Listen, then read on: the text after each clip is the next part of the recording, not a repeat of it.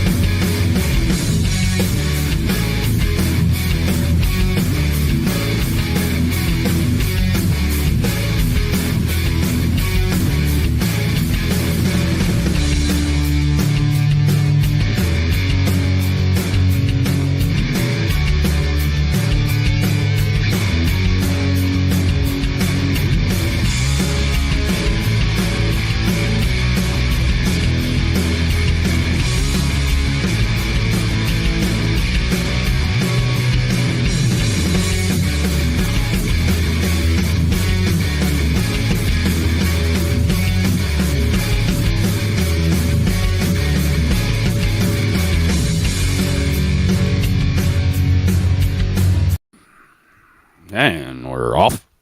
Welcome to the Erroneous Podcast. What's up, Jay? How's my levels? Not much. What's going on with you? Sounds good over here. All right. I might have myself turned down. We already got a full house. Ghost Rider, Airsack, Patriot Light, Ginny, over on Rumble. Got 9 watching. Welcome to the Sunday show.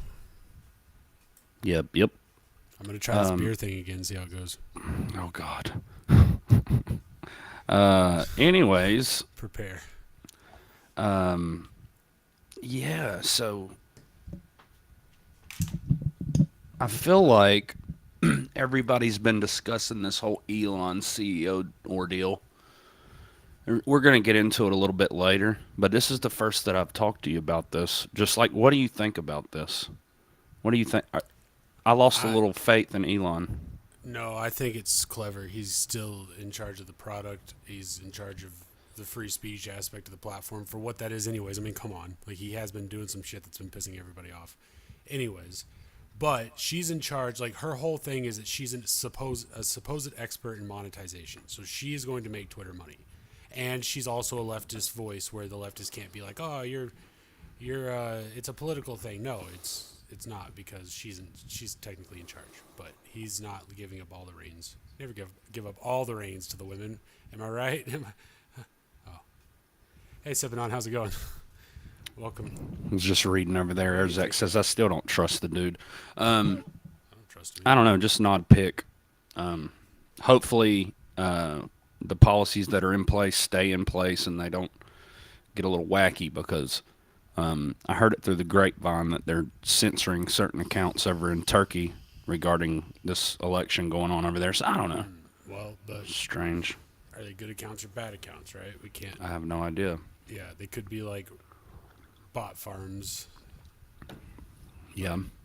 I don't trust them either. I don't trust exactly what's going on. I've thought about this as a possible play where, so Tucker's going to be exclusively on Twitter, I guess. I don't know if that means his home base is Twitter, but he's going to multicast like everybody else is, like a smart man would, which means he'd be on Rumble anyways. But Twitter might actually kick him off within the next year.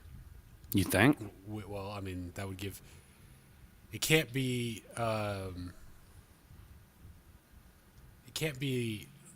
like, I don't know. I feel like Rumble has a hard time.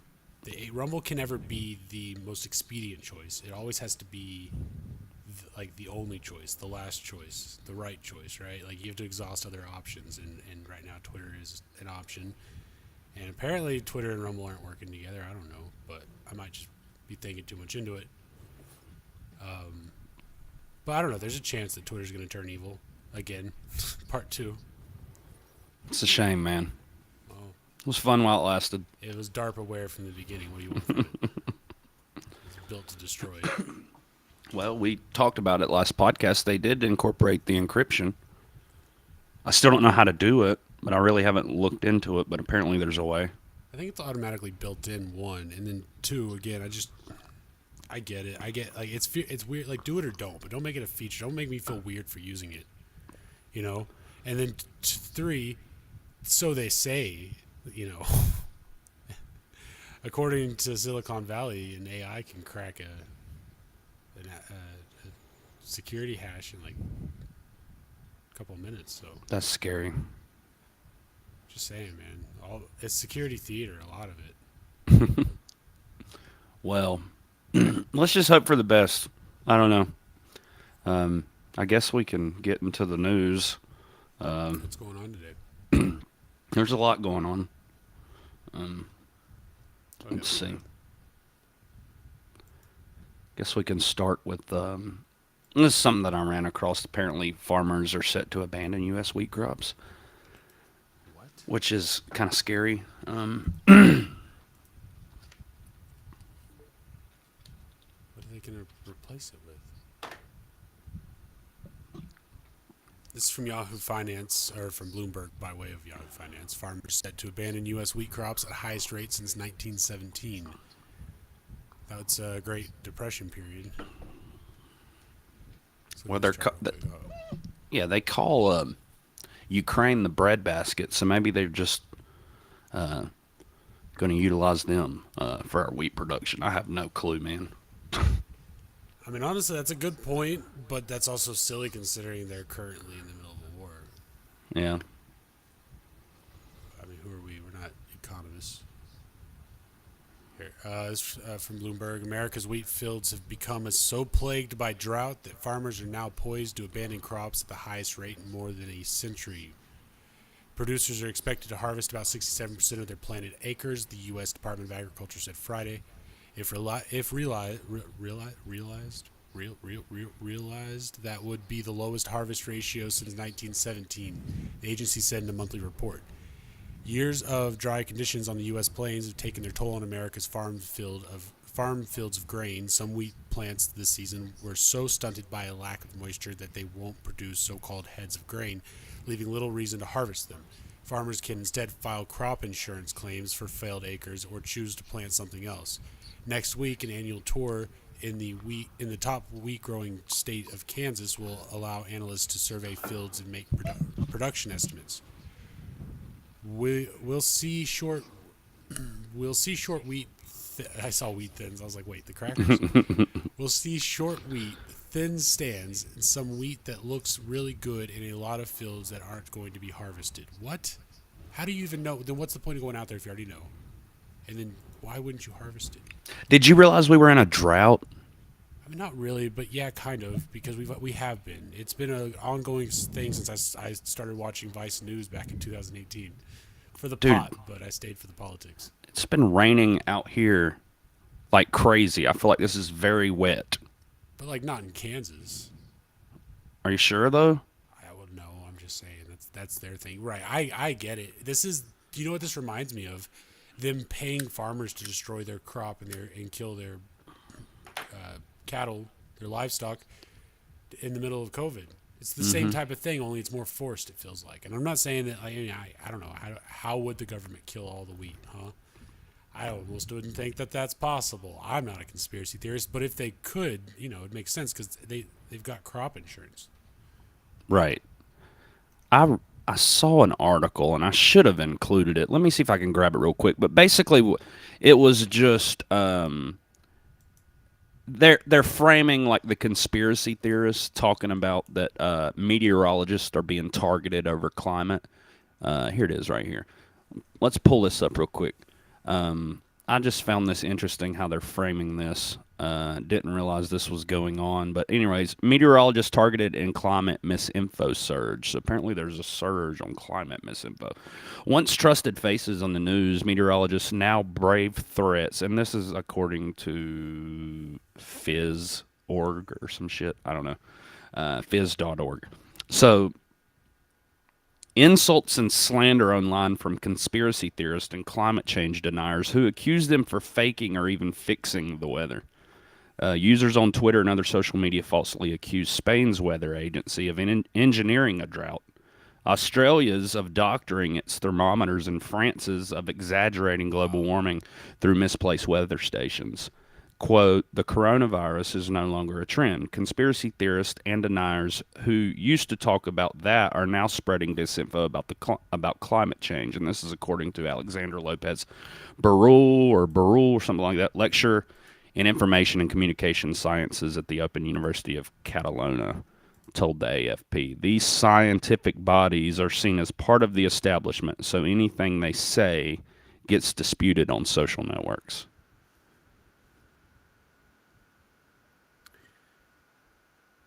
Wow, so there's a fake drought happening all over the world. Right.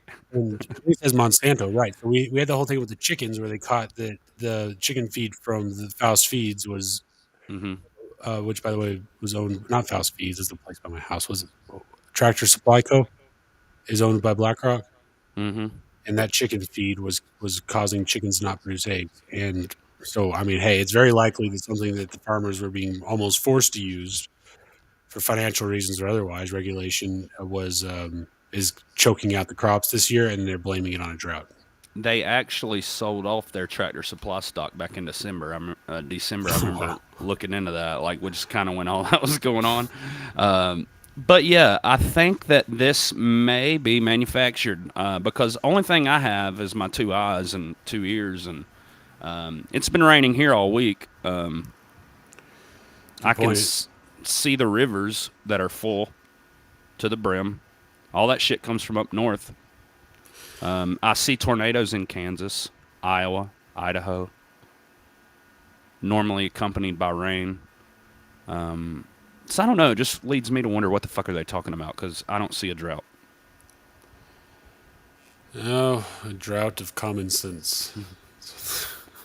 Maybe these grain crops are genetically modified not to produce heads of grain There you as go. effectively as the last crop, and they're using the drought as means to push this narrative. I mean, that's a good point, because if they came out and they go, hey, by the way, we engineered it to where you're not going to get as much grain this year, we probably have a problem with that. But if you blame it on science, Right. what are you going to do? You're going to fight science? No, it's just the way it is. Fix global warming. Give Al Gore more money to fly around in a private jet. Yeah, I mean, from what I see, areas such as Los Angeles, who are not used to getting a lot of rain, are getting pummeled, and other places too.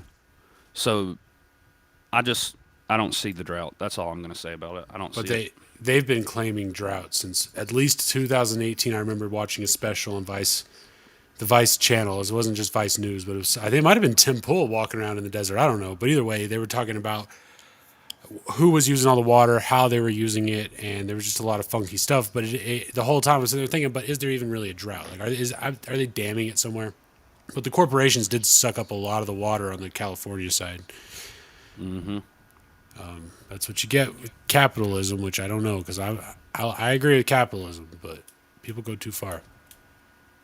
I mean, look at the Rockefellers. Am I right? Right. All right, this is from Associated Press. Before Musk picked oh man, double C's. Yacarino. Are you sure? I think her name's Yacarino. Yeah. Macarena as Twitter CEO, she challenged him on policies in his own tweets. There you go. See, they're building the narrative here. She's a tough lady.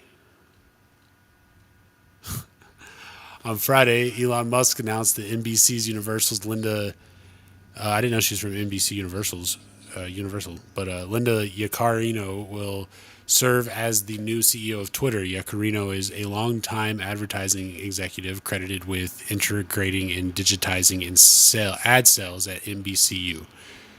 University? NBC as a university? Hey, can you turn your echo cancellation and noise cancellation back on? Yeah. Her challenge now will be to woo back advertisers that have fled Twitter since Musk acquired it last year for $44 billion. Since taking ownership, Musk has fired thousands of Twitter employees, largely scrapped the trust and safety team responsible for keeping the site free of hate speech, harassment, and they're in congressional hearings over their conduct. and blamed others, particularly mainstream media organizations, which he viewed as untrustworthy competitors to Twitter for ad dollars, for exaggerating Twitter's problems. In April, the two met for an onstage conversation at a marketing convention in Miami Beach, Florida. Here are some highlights of their conversation. Musk and Yacarino spar over content moderation. The Miami discussion was cordial, although both participants drew some distinct lines in the sand. On a few occasions, Yacarino steered the conversation towards issues of content moderation and the apparent proliferation of hate speech and extremism since Musk took over the platform. She couched her questions in the context of whether Musk could help advertisers feel more welcome on the platform. At one point, she asked if Musk was willing to let advertisers influence his vision for Twitter, explaining that it would help them get more excited about investing more money. Product development and ad safety, content moderation, that's what the influence is. Okay, but do you see the problem with that, though, is that you can't just allow greedy companies that are just trying to sell their product to control the vision of your company, because your company's just going to become lame and full of ads. Exactly. But I mean, Musk has been talking about we got to figure out a way to monetize Twitter, so that's been his primary focus. We gotta make money. So I mean, it makes sense to hire somebody who's really good at this, really good in marketing. I feel like they're going to butt heads. It's going to be like a sitcom. Oh, no doubt. But at the same time, it's a little different, and you're not as vocal about issues that bother you when this man's writing your checks now. So That's a good point. we'll see what happens. She has skin in the game. Yeah. And hopefully he set, guidelines and rules for her. Like, this is not going to happen on this platform. We're not going back to what it once was. And, hopefully there's a clear understanding there. But if it does happen, we'll see it. It's not like that they can hide it. So I've seen a lot of people on Twitter worried about this and just bashing Elon for, about this decision. And it's just like nothing's changed yet. Why don't you wait until she does something that you disagree with and then run your mouth? Yeah, but everybody's looking for another witch to burn. Right. Can't tell what's going on. I feel like that pressure in my ears is shifting. But yeah, everybody's looking for another witch to burn. We've seen it happen several times in several different areas of the internet. Somebody gets too big, and then they hunt them down like rabid animals, and a lot of times they deserve it, so you can't even feel bad for them. But yeah, I mean, you just watch it happen in a pattern so many times. It's just like, oh my God, the people are just bored, I guess. I don't know. Maybe we should limit some people's access to the internet. I don't agree with that, but I mean, well, okay, yeah, but you get what I'm saying. Like, some people just need to go live their lives for a little bit and realize that they don't somebody they never met's probably not worth spending all night hate tweeting at. right. It doesn't help anybody. But there's also people out there that are grifting, and they need to be called out, stomped out. Is what it is. I don't know, maybe it's just the circle of life. Right, and most of these accounts are prominent, so like, they got a side hustle, Side hustle's one thing. Yeah, but Twitter is kind of like their life. Like, Yeah. they don't have anything if it wasn't for that account. Oh, that's sad. Yeah. I'd like to think that most people with prominent accounts, that's like a side thing for them, right? It's like they also have a lot of Twitter followers. They're doing other things, but then it's like I always have my Twitter followers that I can talk to, but I'm living my life. I hope nobody's just laying around all day consumed by Twitter. Well, let's not forget that some of these accounts are paid by the Democratic Party, so they're paid to tweet. That is like literally their job.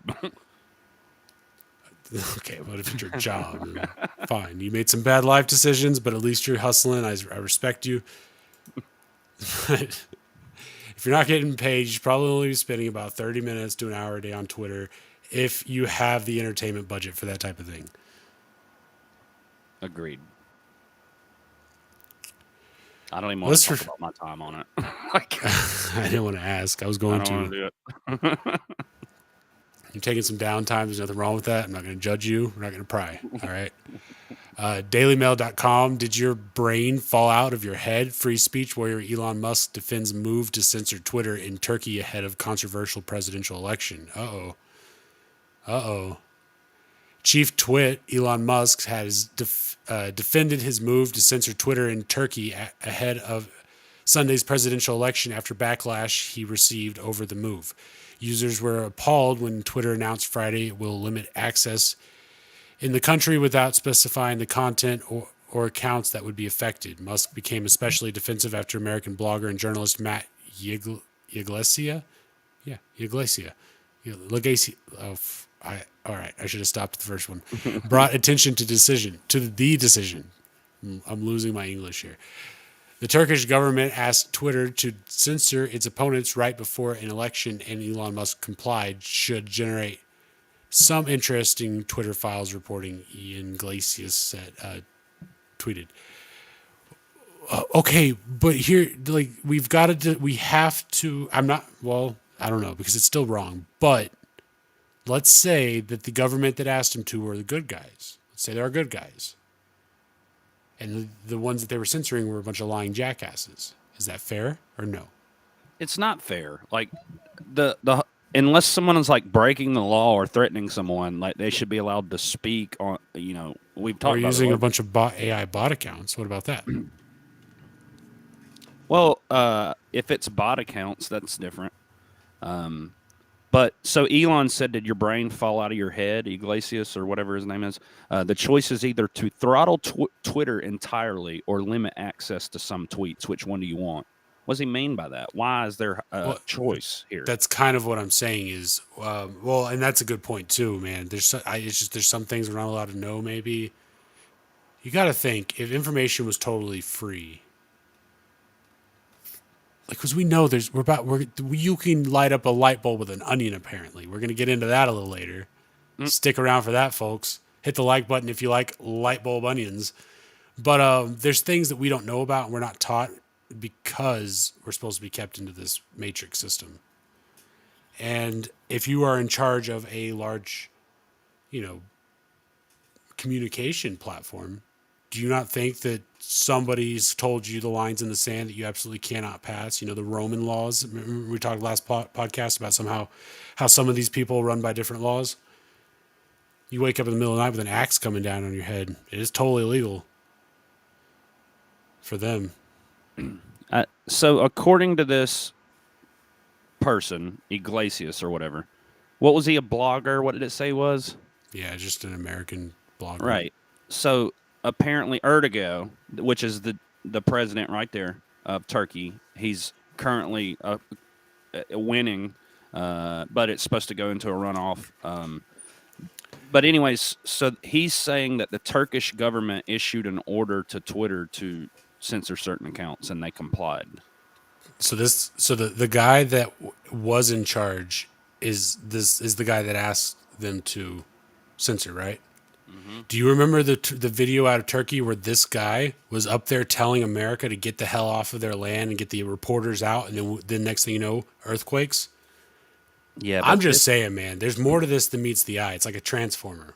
This just reminds me of the Democrats right before our election, calling for that's banning fair. certain accounts. It seems like it's election meddling. But we don't know what they were blocking. Like, that's another part of it too. We have to look and see. We need to find an article that's like, this is what Elon blocked. It could have been that he blocked a whole farm of AI accounts. I would think that that's fair. That's just hurting bots' feelings.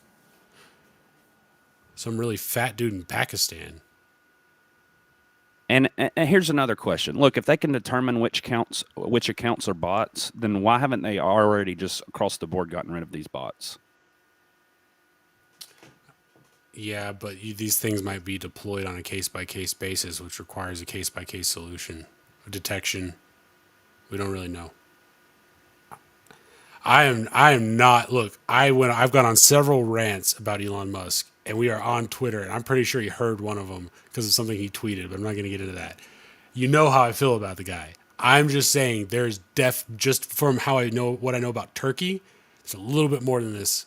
Not to mention Argentina, Brazil, the guy that just got arrested over in Afghanistan. Mm-hmm. All of these guys are Trumpian figures that are being like harassed, evicted, arrested, exiled, attacked, and I mean, I don't know. Something's going on here, and it's all happening at once in several countries. Okay. Yeah. I just wish I knew more about this situation. But so the opponents of Erdogan are saying that you're censoring the opposition. Nice work, Elon. That was tweeted out by. So that's their point of view. Elon tweeted, which is important to note, that we will post what the government in Turkey sent us. So whatever the government sent Twitter, he said that he's going to make it public, which I believe is a good move. Maybe by Tuesday. Yeah, he hasn't done it yet. We'll see. I would like to know because I feel like this is a good opportunity for us to have a debate or a disagreement, but let's look at the facts first.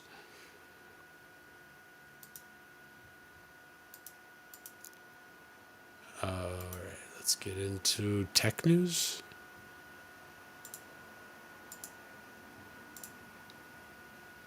No. Yeah, no, we're in tech news. Okay, this is from Daily Star. Dystopian new UK traffic cameras use AI to spy on drivers inside their cars. There's nobody jacking it on the road anymore. UK drivers will be the first in the world to be spied on by AI following that we know of. Following the launch of a controversial new speed camera. The speed camera, which has been nicknamed Big Brother's cash machine. Wow. Oh, okay, so that's all right. By motorist advocate. I thought that was like the name of it in the industry. Right. Let me get one of them cash machines. Motorist advocates use AI and 4D radar to spy on drivers inside their cars. That means they went beyond 3D. They're at 4D now. Fourth dimensional. They're spying on the spirit level. They're probably reading your fucking thoughts. I thought about this. I think the phones can read your thoughts. Think about it. We've all thought about stuff, and the next thing you know, you see an ad for it.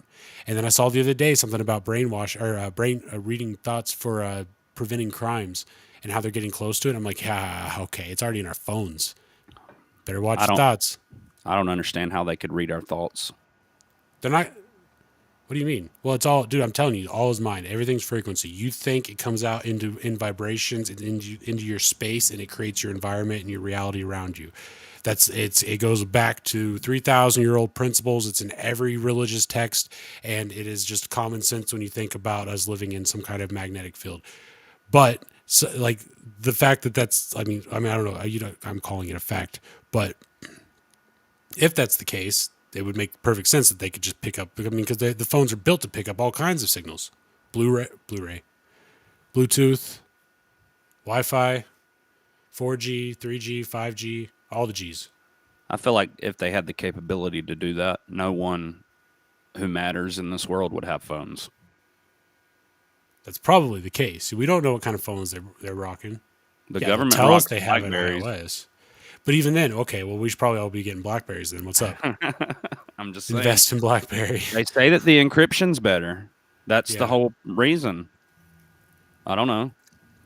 Yeah, Chris Pavlovsky, is that how you say that? He was on Twitter talking about he's going to buy a product instead of updating his user interface, which was laughable in itself. But I was like, buy BlackBerry. Like, why the fuck not? You can't get around Android. You can't get around iOS. Buy BlackBerry. But I guess they've settled some kind of deal or whatnot. I don't know what's going on. Anyways, yeah, they might be reading our brains. So think happy thoughts, people. So the enforcement that this camera is going to be doing is seatbelt tickets and using your phone. So that's why they want the ability to see through your fucking car. Like, sure. The technology's been around where they can look inside your house. This 4D has been around. Creepy. Yeah. They're going to be scanning for drugs, all kinds of things. There's no more privacy on the highway. Right. And this is probably not, it's going to be like your CCTVs, and they're going to be everywhere. So can they like see through your clothing? That's weird. Probably, but at that point, it's like, whatever. Right.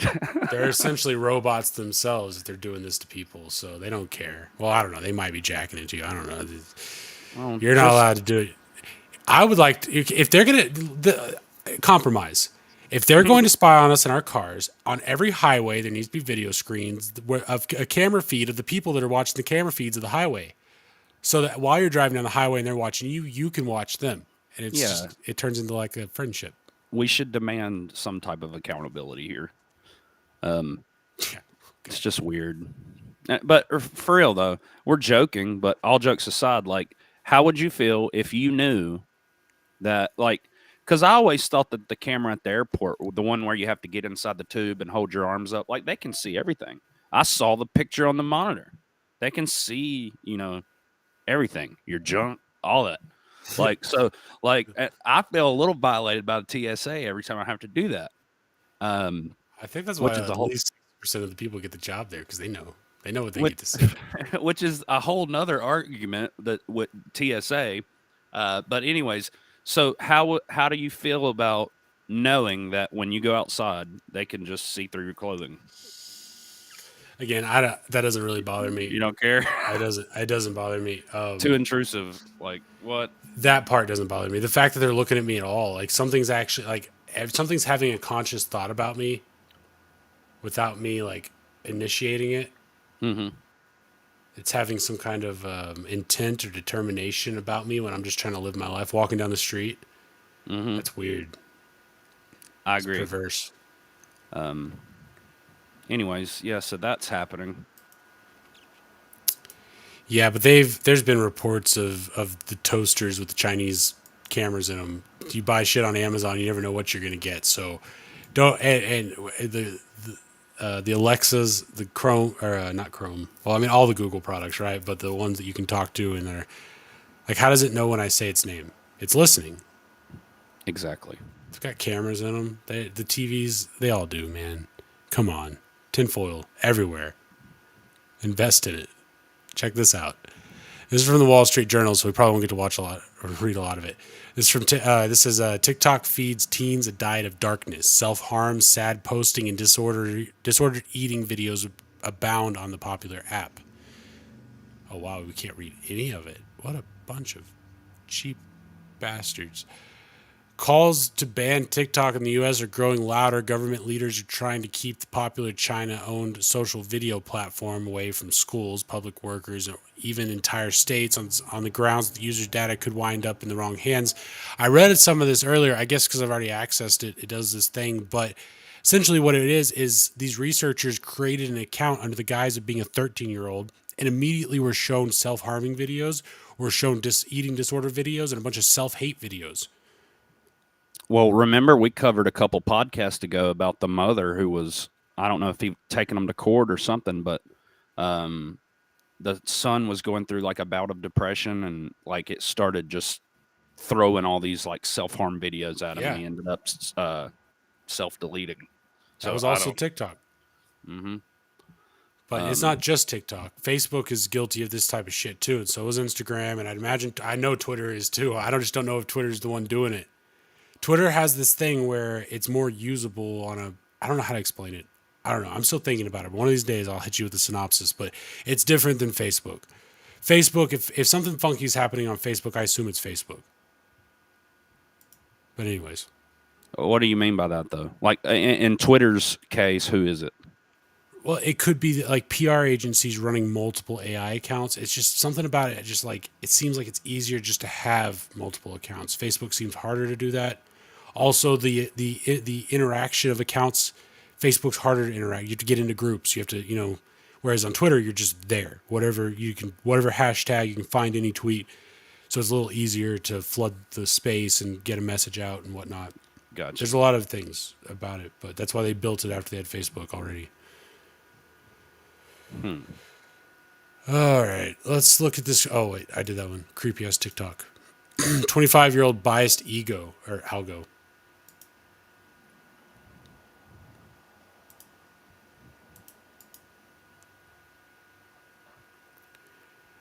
This is from Fast Company. Your mic is like super sensitive. What does today. that mean? Like I hear like everything. How's this? Better. You should have called me on it earlier. How's this? Better. How about now? That's better. Yeah. Can you still hear me all right? Yeah, but just make sure everybody else can, because I don't know. I thought it was something to do with the noise cancellation settings that you'd told me to mess with. I was going to see if it kind of worked itself out, but it never did. And my headache just went away. There was a buzzing in my ears. I didn't even know it. I can't hear myself in my headphones right now, but that's fine. I have to turn myself up. Check. Yeah, here I am. Can Here I everybody am. still hear Jay? Hopefully so. All right. Y'all let us know. I hope so, because this is pretty interesting right here.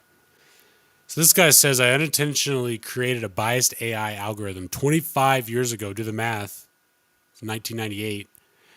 And tech companies haven't learned from my mistake. How and why do well-educated, well-intentioned scientists produce biased AI systems? Bullshit. I'm calling bullshit on this already, but sociological theories of privilege provide one useful lens. Now I'm hearing an echo, a little one. In 1998, I unintentionally created a racially biased artificial intelligence algorithm. There are lessons in that story that resonate even more strongly today. The dangers of bias and error in AI algorithms are known. Damn, this like the spacing's off. Are now well known. Why then has there been a flurry of blunders by tech companies in recent months, especially in the world of AI chatbots and image generators?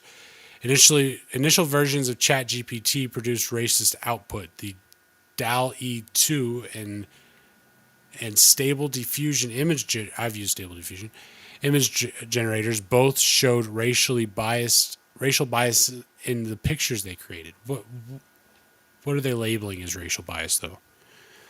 My own epiphany as a white male computer scientist occurred while teaching a computer science class in 2021. The class had just viewed a video poem by Joy Blumini, a AI researcher and artist, and a self-described poet of code.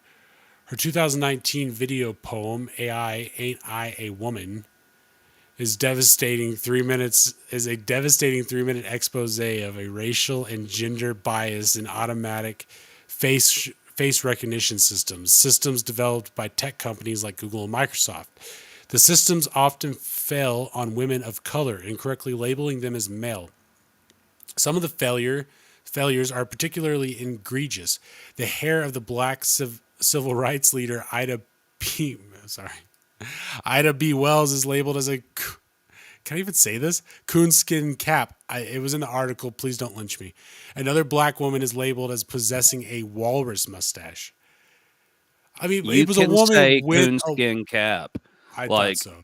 yeah, it's a thing. And like if the computer like recognizes it and your hair happens to look like a coonskin cap, not that everyone's does if you're African American. I'm just saying.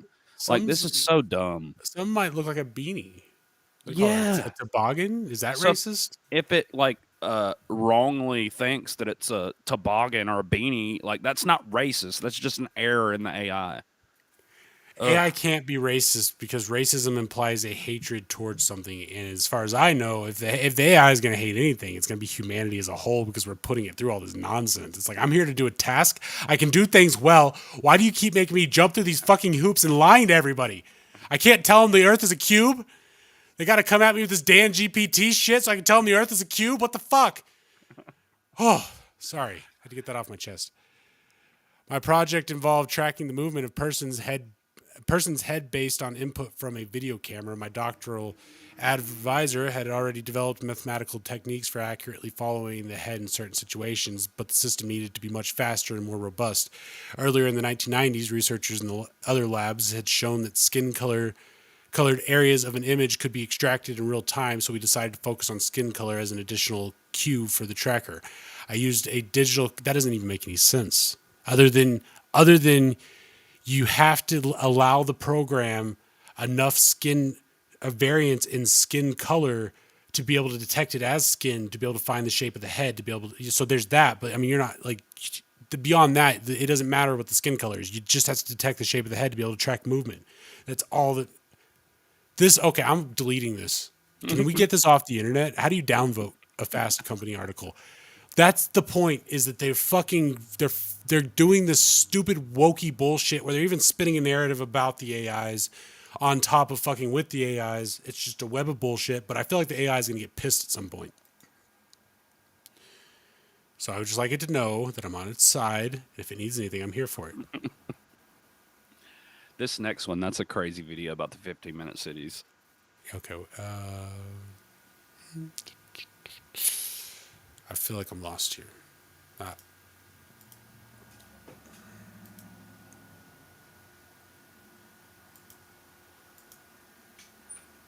So this is a real city in China.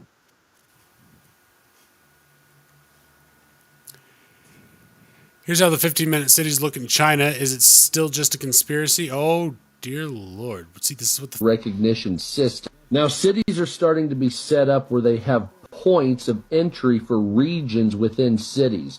And you have to use your iPhone device to beep your way in.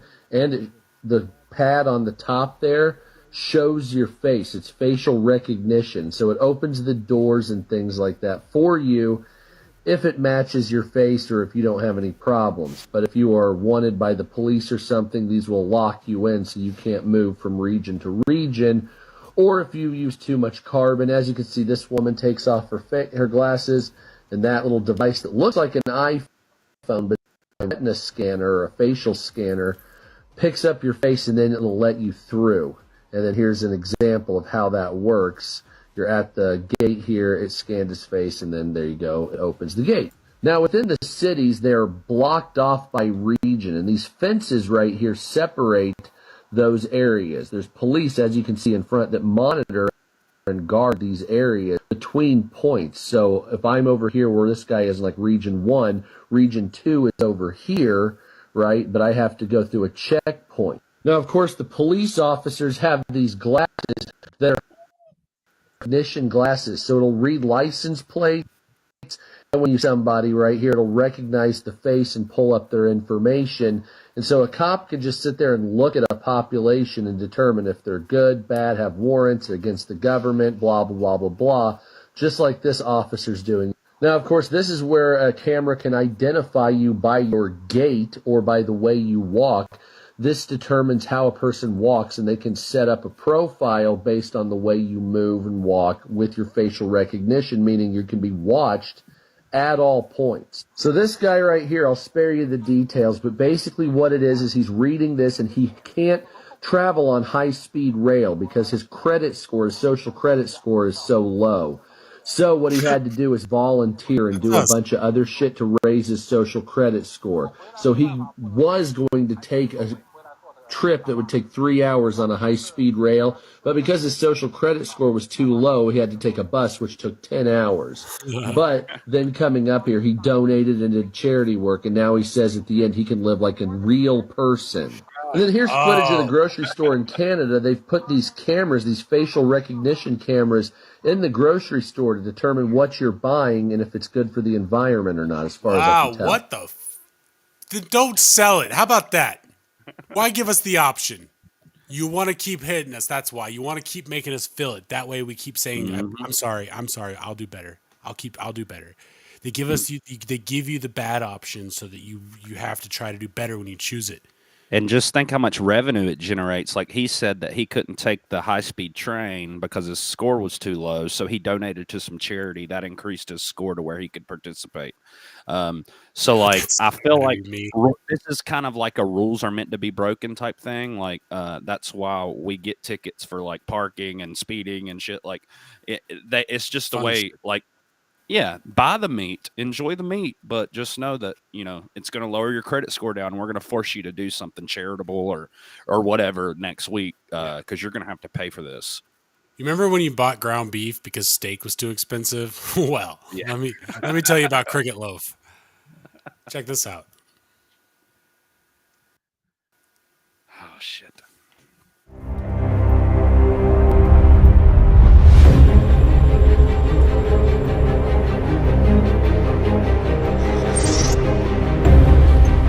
Introduce my mother-in-law, Clara, my wife, Michelle, and my daughter, Sylvia. Whoa, where's the rest? Never met the quota. My units are up from last week. So is the quota.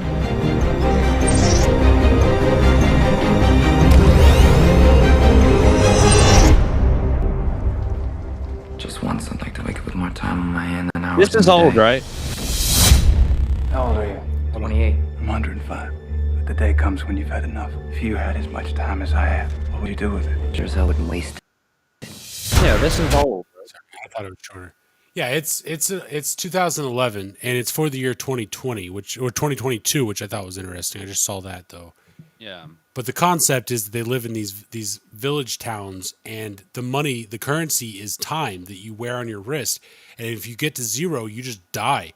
But you don't age really past 18, they said, but they all look like they're in their 30s. Either way, once like this guy right here is committing suicide, he's a rich dude. He's given the rest of his time to this guy who's going to flee the city, but you can spend your time to get into higher rungs of the city spaces. Gotcha. I kind of want to. I don't know. We don't have to play it, but I was just asking. The movie. I've seen this, but it's been years. I was just asking if this was an old movie or not, but it is. It feels loud.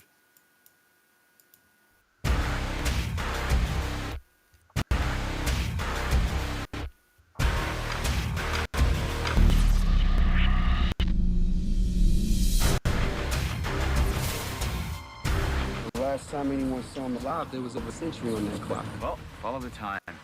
His name is Will Salas. You can't hide 100 years in the ghetto. You know that time will get you killed. Hey, Mom, I'm gonna get out of here. I just wouldn't know what to do if I lost you. That's his mom. I don't believe we've had the pleasure of your company before, Mr. Salas. Will Salas. Anyway, I don't know. Like, Let's hope.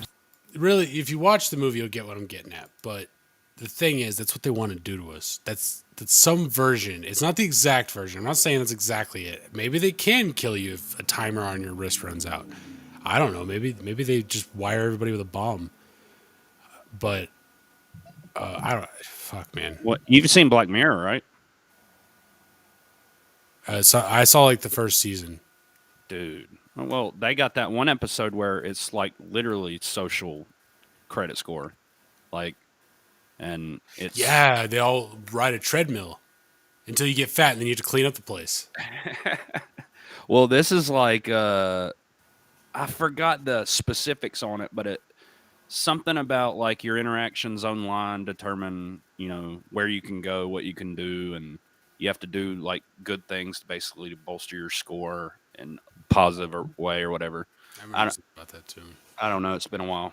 There's nothing wrong with that. Other than, okay, first of all, no, nobody should be giving you, like, forcing you that. But if somebody created an app that could track the things you do, let's say there's already a surveillance state, there's no getting around it, but somebody made like a game app where the things you did give you some kind of positive score or something, that was like a brag thing or NFT, trophies, or I don't know, whatever the deal is, but it's not a control thing. It's just more like you can play it if you want to.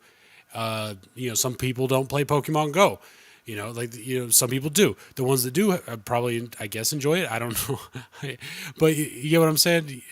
But they're trying to they're trying to force it. And also the things they're trying to force you to do, they make it sound like it's volunteering, but they're probably making you volunteer for some company that's forcing everybody to take vaccines that are killing them or some crazy outlandish shit that I could come up with like that.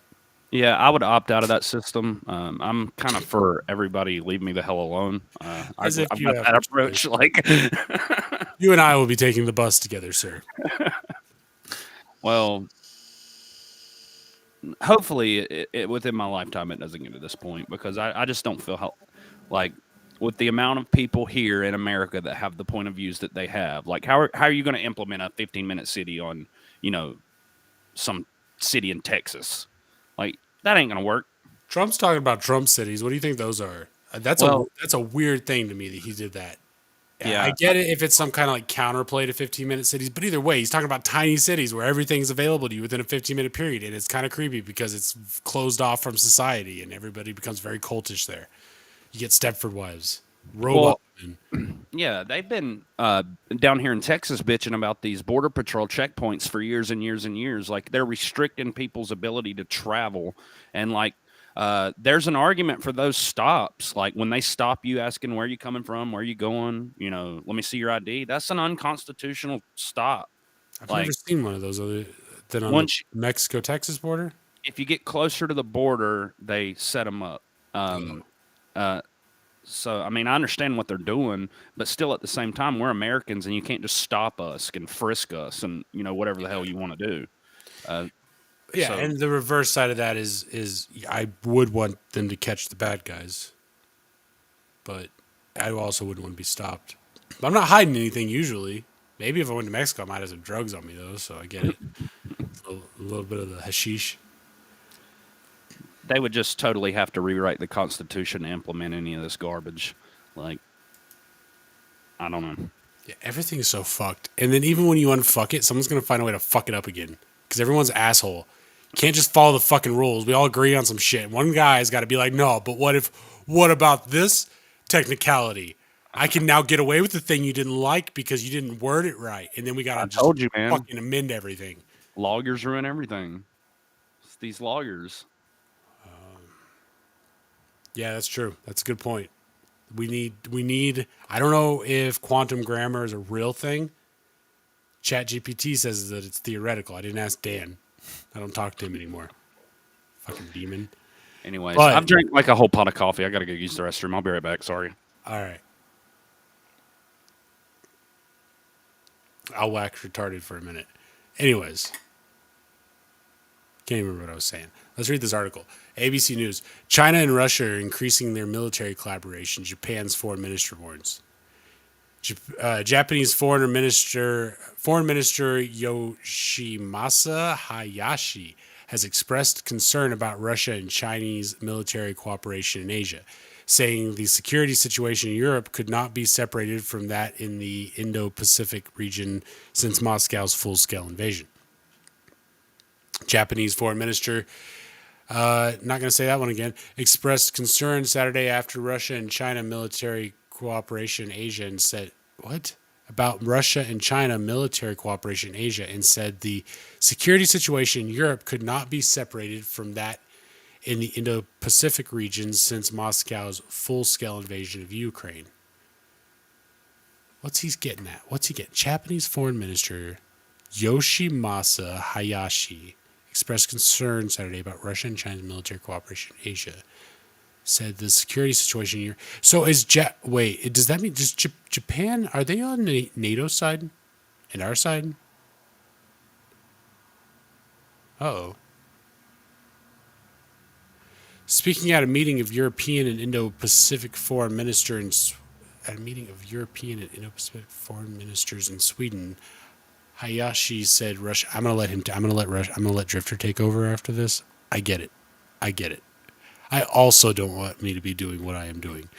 Hayashi said Russia's war in Ukraine had shaken the very foundation of the international order and must face united responses from the international community. Otherwise, similar challenges will arise in other regions, and the existing order, which has underpinned our peace and prosperity, could be fundamentally overturned. Hayashi said. I feel like he's like on the... Oh, there you are. I was going to say, I feel like you're on the porch having a cigarette right now. Can you take over from here? Japan is acting... Hold on, I actually want to read this part. I'm going to try this. Japan firmly backs Ukraine in the war, but China says it remains neutral while declaring a no-limits relationship with Moscow and blaming the U.S. and NATO for provoking the conflict. Okay, so Japan is neutral in the conflict right now. That is a very interesting tidbit of information. I kind of like it. I'm on Japan's side. Let's go Japan. Maybe Japan can neutralize everything into non-existence. Japanese Prime Minister Fumio Kishida visited, I thought it was an O, I threw an A in there, visited the Ukrainian capital Kyiv in March at the same time as Chinese President Xi Jinping met Russian counterpart Vladimir Putin in Moscow. All right, so that's what I wanted to know, was that Japan is neutral. From here, sir, if you'll take it, I'm going to take me a little break. I'm going to go smoke me a cigarette on the porch. Not really, though. I was just trying to, because this is relevant. but yeah, you're good. So China slams Japan for plans to host NATO office. So China kind of, let's see. So Beijing, China criticized Japan for plans to host a NATO liaison office in Tokyo, saying that the U.S.-led military alliance is interfering in regional affairs and inciting confrontation. Quote, we urge Japan to draw lessons from history, stay committed to the path of peaceful development, and avoid doing things that could dismantle trust and affect peace and stability in this region. That was the foreign ministry spokesperson Wang Webin or Wenbin or something, I don't know, said Friday at a regular briefing in Beijing. So NATO plans to open the Tokyo office next year, seeing China as a, quote, systemic challenge. The alliance is expanding cooperation with Asia-Pacific partners, including Japan, South Korea, and Australia. Quote, we have seen NATO constantly strengthen ties with Asia-Pacific countries and bent on going east into this region, interfering in regional affairs and inciting bloc confrontation, Wang said. The rest of the world are looking closely at whether Japan really wants to spearhead NATO's extension into Asia Pacific, he said. So, yeah, that was a pretty, I mean, I wouldn't say stern warning, but they use the word urge. We urge Japan to draw lessons from history, stay committed to the path of peaceful development, and avoid doing things that could dismantle trust, such as opening this NATO liaison office in Tokyo. And all this was said Friday by this spokesperson. So it's just kind of interesting. And China's message that they sent, I wouldn't necessarily say it was threatening or anything, but basically just, stay committed to the path of peaceful development and avoid doing things that could dismantle trust. Okay, wait. Can I ask you real quick? Because I was gone. Japan's on NATO's side? Yeah.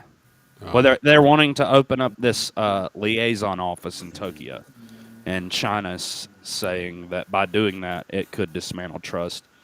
Yeah, I would say. So. I would say it dismantles trust with me as well. I would like to put that on the record if I could, Japan, if you're listening. Yeah, I'm trying to remember the Japan news that we covered a couple podcasts ago that where Japan was aligning with China and Russia. I can't remember the specifics of it, but it's like I don't remember that. Yeah, I don't know. You want me to keep going? Yeah, if you don't mind for a little bit. So this is out of town that I can't even begin to say, but I'm sure y'all have all seen the footage. Kaminsky or something. It's a city in Ukraine. This was $2.2 billion worth of U.S. taxpayer NATO ammunition.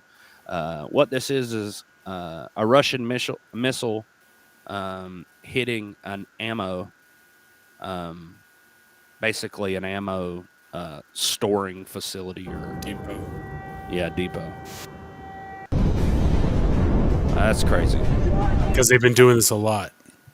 I've only heard of this one right here, but somebody's saying this is happening a lot.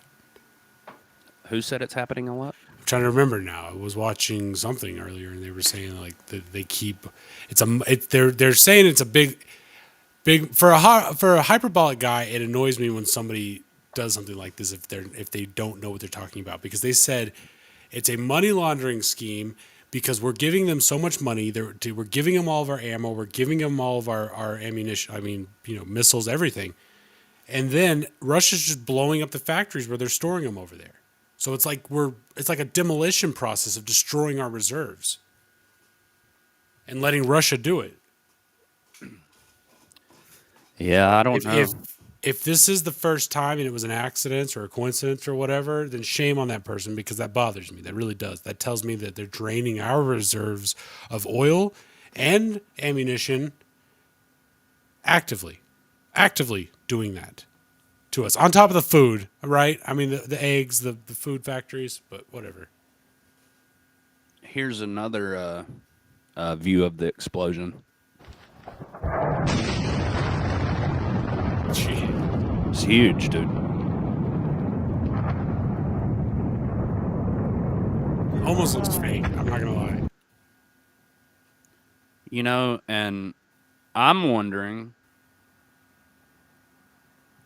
So this came right after we covered it last podcast, but maybe it's right after this. Hopefully, I'd put that in the right.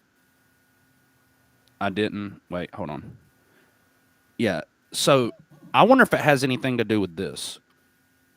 So we covered how the UK said that they were going to send missiles over Ukraine, and Russia said that they would respond accordingly. So, like, I wonder if like this depot hit is like in response to that. I mean, it's tactical, anyways. If you're at war, you kind of want to take out these depots, but That's a big way to take them out. That's I just found it interesting. This says UK gives long-range missiles to Ukraine. Let's go ahead and watch this video real quick, if it'll play. Doesn't. Here we go. December, I informed the House that I was developing options to respond to Russia's continued aggression in a calibrated and determined manner. Today, I can confirm that the UK is donating Storm Shadow missiles to Ukraine. Storm Shadow is a long-range, conventional-only precision strike capability. It complements the long-range systems already gifted, including HIMARS and Harpoon missiles, as well as Ukraine's own Neptune cruise missile and longer-range missions elsewhere gifted. The donation of these weapon systems gives Ukraine the best chance to defend themselves against Russia's continued brutality, especially the deliberate targeting of Ukrainian civilian infrastructure, which is against international law. Ukraine has a right to be able to defend itself against this. The use of Storm Shadow will allow Ukraine to push back Russian forces based within Ukrainian sovereign territory. Well, there went the Storm Shadow missiles up in smoke. Dude, every time I hear Storm Shadow, for some reason I think of like Magic or World of Warcraft, and it's not a game. These things are blowing people up. So the UK has been threatened with a military response by Russia after pledging to send long-range missiles to Ukraine. The UK's Defense Secretary Ben Wallace said Storm Shadow missiles will be provided to Ukraine's military, and Sky News understands that some of the missiles are already with Ukrainian troops, so it very well could be like where they're storing these. I don't know. In response to reports the deal had been done, Moscow said that the move would require an adequate response from our military, and that could have been the response. It makes sense to me. Sounds right. I mean, it's not like they're going to like go bomb the UK, but they're going to take out this depot where these missiles are being stored. So our missiles are being stored. Get it right. Right. Even if it isn't just some big way to drain us. Either way, we sent that shit over there. That's our money. Those were our SUVs that they were doing donuts in the parking lot with. We should all be enraged by this, but not against. Well, pick your. I don't care. I don't care who you're mad at. Let's get a little gruffy about this. Mm-hmm. So this is let's see. This is from a Twitter account called 1776. It's a bunker out in Kyiv. This says, did you know this is happening? NATO had a bunker in Kyiv, so Russia wasn't lying. Mainstream media silent. Of course they are. Let's check it out. NATO's deep underground command bunker. As of March 12th, it has been reported by the Greek portal Pronews that Russia has admitted to destroying NATO's deep underground command bunker located in Kiev with a hypersonic missile called the Dagger. The strike reportedly killed dozens of NATO officers and destroyed the secret underground bunker, which was built 400 feet below ground and housed over 300 people, including retired officers and advisors. Follow to stay in the loop. As of March 12th. Interesting. How do you get a jet to do that? Balance in the air like that. Propulsion. Hey, Maticus is in the house. What's going on?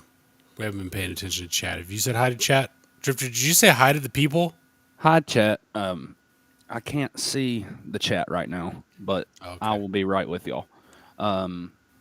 So back to this whole ordeal in Turkey. So apparently it's going to go to a runoff. Happening now. Turkey's Erdogan says he could still win, would accept presidential election runoff. Let's see if this is a video or if this is just headlines. So there's Erdogan showing up to vote.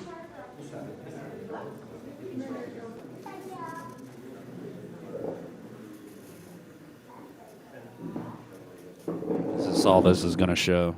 All right. I'm not going to watch that because it's in another language. But anyway, so Turkish president recap, Tayyip Erdogan, who has ruled his country with an increasingly firm grip for 20 years, was locked in a tight election race early Monday with a make-or-break runoff against his chief challenger possible as the final votes were counted. The results, whether they could come within days or after the second round of voting takes place in 2 weeks, will determine if NATO ally that straddles Europe and Asia but borders Syria and Iran remains under Erdogan's control or resumes the more democratic path promised by his main rival, an opposition leader Kemal Kılıçdaroğlu or something. So speaking to reporters in Ankara, Erdogan, 69, said that he could still win, but he would respect the nation's decision if the race went to a runoff vote in 2 weeks. Quote, "We don't know yet if the elections ended in the first round. If our nation has chosen for a second round, that is also welcome," Erdogan said early Monday, noting that votes from Turkish citizens living abroad still need to be tallied. He garnered 60% of the overseas vote in 2018. So, this sounds like a mirror of the 2020 election in the U.S. where they were scrambling for we haven't counted the elderly, the disabled. We've got all these mail-in votes. We've got the overseas votes. They had all of these reasons why we had to suddenly. They even said on the news, elections are never going to be a one-day process ever again. We have now complicated it to a point that it's going to take months to figure out who the fucking president is. As if we have the time. Yeah, when we've always known the day of. I mean, unless you got the situation like down in with Bush and Al Gore, which was challenged and that ended up being overturned. We've always had little stuff like that come up, but we've never had to wait like this, you know? Yeah. I don't know. You want to go out to France? Yeah, let's go.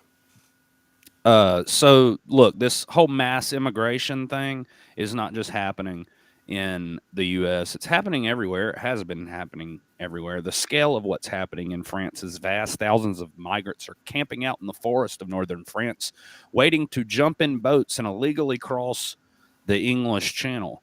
So check this out. They're hiding out in France trying to get to England? I guess.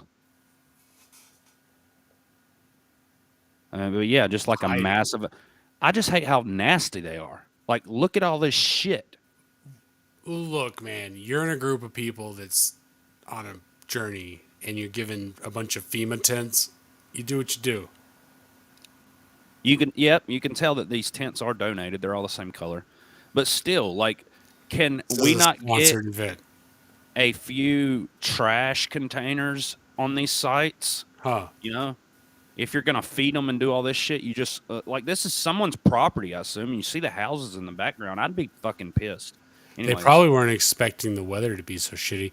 You know what? Can we do this? Can we start calling out sponsored events? We can tell when something has money behind it. When all the tents look the fucking same. When everybody's got brand new shoes. When they don't look tired at all. When it's a bunch of fat people walking across the border as if they jogged there. That's a bunch of bullshit. We know it. Let's start calling it out. That is a sponsored event. Somebody paid and gave and funded for them to be set up this way. And it's not fair to them, and it's not fair to anybody. Yeah, I'd just like to point out that this, a lot of these aren't tents. It's just literally tarps. Sleeping? Well, yeah, I get it. But either way, they're giving them the tarps. They all walked to the AutoZone and paid $50 for one of those 50 by 50s. Yeah, they're definitely handing out tarps. But sticks I don't too. know. How do you even produce that much trash? That looks like a year's worth of trash or something. Whole lot of McDonald's. No, somebody's providing them with snacks and whatnot. But no, yeah, you're right. Nobody decided to. No parks and services or parks and recreation. Which is strange because if you're orchestrating some mass movement of people, it looks like you could be like, hey, we don't want the images of like all the trash all over the place. Let's get them some, some type of containers out there. But then these people come from an area of the world where they don't give a shit. They'll probably just throw it on the ground anyways. Yeah, it's not their land anyways. And also you're living in a fucking tent and it doesn't look like it's held up by much. So you're basically squatting in a tent. So why would you care where your trash goes? There's nowhere to put it anyways. You're gonna put it in your pocket for later. I'll do that if I'm out on the street. But I got a car. I'm gonna come back to my place. Chill. First world problems. I'm gonna put it in my pocket. So Zelensky made a surprise stop in Paris. Met with Macron. This feels like a threat. Do you remember they said that the U.S. that everybody needs to stop. They're not getting involved. So, out of Paris, this is the AP. Ukrainian President Zelensky made a surprise visit to Paris for talks Sunday. He went to Greece too, or like Rome. He was somewhere. Okay. I don't know why, Germany, but I saw. Too, Critical Thought says. I saw a video of his motorcade. Going through Rome. So visit to Paris for talks Sunday with French President Macron, extending a multi-stop European tour, which has excited fresh pledges. So basically trying to bolster support, rally support. Mm-hmm. Shares cocaine with everybody. Jesus Christ. Of military support as the country gears up for a counter-offensive against Russian occupation forces. So in a tweet on his arrival, Zelensky said, quote, with each visit, Ukraine's defense and offensive capabilities are expanding. The ties with Europe are getting stronger, and the pressure on Russia is growing. He said that he and Macron will talk through the most important points of bilateral relations. The French leader's office said that they'll discuss Ukraine's military and humanitarian needs. So basically, how much more money do you need, basically? Is what this means. The more long-term perspectives for a return to peace in Europe, and that Macron will reaffirm France and Europe's unwavering support. So, it's like one side is like bolster and support, raise more money to continue fighting, and meanwhile, China and Russia is like negotiating peace deals. Yeah, I don't know. Do you think that France has been giving Ukraine money this whole time, like we have? What countries have been? We gave them so much money. Do you think they're getting money from other countries? Dude, hell yeah. Are you crazy? How that pisses me off. Dude, it's not just us. Let's just look that up. Like, how much money has France given Ukraine? How much money has France given Ukraine? They're just playing the field. Hit the like button if you like playing the field. So, French contribution to it's called the European Peace Facility Fund. They've made a total of $3 billion donation. $3 billion? So far to this fund, which is being used. Who's managing this fund? NATO?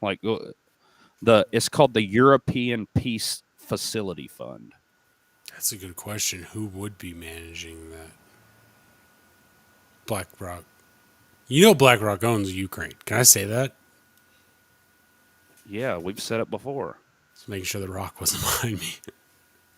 France will increase its overall financial aid to Ukraine this year to $2 billion from $1.7 billion. That was last May. They said that. And they're also vowing to send more tanks. So they're getting shit from everybody, man. Russia knows who they're fighting, and it's not Ukraine. It's us. It's us, and it's NATO. But we are NATO. We're all in this together. 68,000 rape cases, by the way. Google it. It exists. This says, holy shit, it's happening. People are actually throwing fuck Trudeau parties in Canada, tire parking lots. What a time to be alive. This is, what's the name of this Twitter account? I lost it. It doesn't matter. Let's watch it. Everybody now, let me hear you sing it out. Freedom, freedom. Canadian rallies are so gay, but I get it's good that they're doing this. You realize they could get in trouble. This is their version of the French Revolution. Yeah, who thought this was a good idea? They could all She get doesn't want to shot be for there. this, or heavily ticketed. Yeah, that's true. She's self-conscious about the glasses. I get it. Bold move.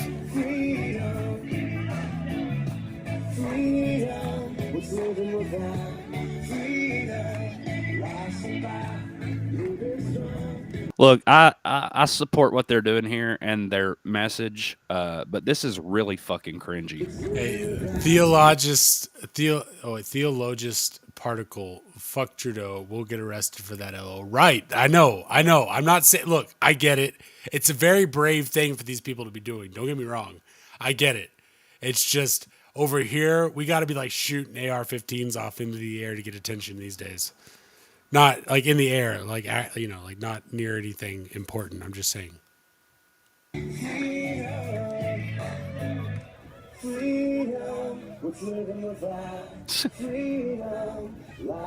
It's still beautiful though, right? I love communities getting together. And Canadians are great people. I'm glad that they're so innocent. We'll put it that way. That's innocent, right? Canadians are pretty innocent people. Like Canadians in general, or like specific Canadians? Okay, it depends. Like, all right, yeah, that's fair. What would you call that? The way that we view Canadians is our hat. We've been sold it. Y'all are all probably a bunch of evil bastards. We are. What? Our hat. Oh yeah, because they're sitting on top of our heads. Yeah, so Chinese spies extremely active in EU Capitol report says. This is according to Breitbart. Let's go out here real quick. So my scroller on my mouse is doing this weird thing where if I scroll down, it it pauses and starts to scroll up. You see that? I'm scrolling down the whole time. It's annoying. Anyway, so spies working either directly or indirectly for the Chinese government are extremely active in the capital of the EU, a government reporter said. A document published by the Belgium Security Service has found that Chinese spies are extremely active in the country, prompting concerns from politicians in the country, which houses Europe de facto administrative capital, Brussels. So the report has now prompted concerns among some European politicians, with numerous accusations of espionage and illicit influence campaigns within the European Parliament being leveled at the likes of Morocco, Russia, China, and Qatar. So according to a report, so the VSSE Security Service, the activities of the Chinese nationals are of particular concern, with the communist government's tight relationship with business interests in its country, making it particularly difficult to spot possible intelligence assets. Quote, China's activities in our country are not limited to the proverbial spy who steals state secrets or the hacker who paralyzes an essential company or government services from behind his PC, the government reports reads, arguing instead many Chinese intelligence gatherers operate in what they're calling a gray zone between lobbying, interference, political influence, espionage, economic blackmail, and disinformation campaigns. So, like basically, like the same thing they've been doing with the Bidens for years. Yeah. Can we get rid of the gray zones? Why is it acceptable to have gray zones? I'm very much binary.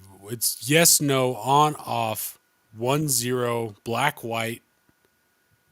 If you're not any of those things, get the fuck out of here. We don't. Wait, I don't know about all that, but either way, the gray zones are bothering me these days. Y'all heard it. Jay says, "Fuck these gray zones." Let's see what's going on. Press Secretary and Joe Biden are lying to you.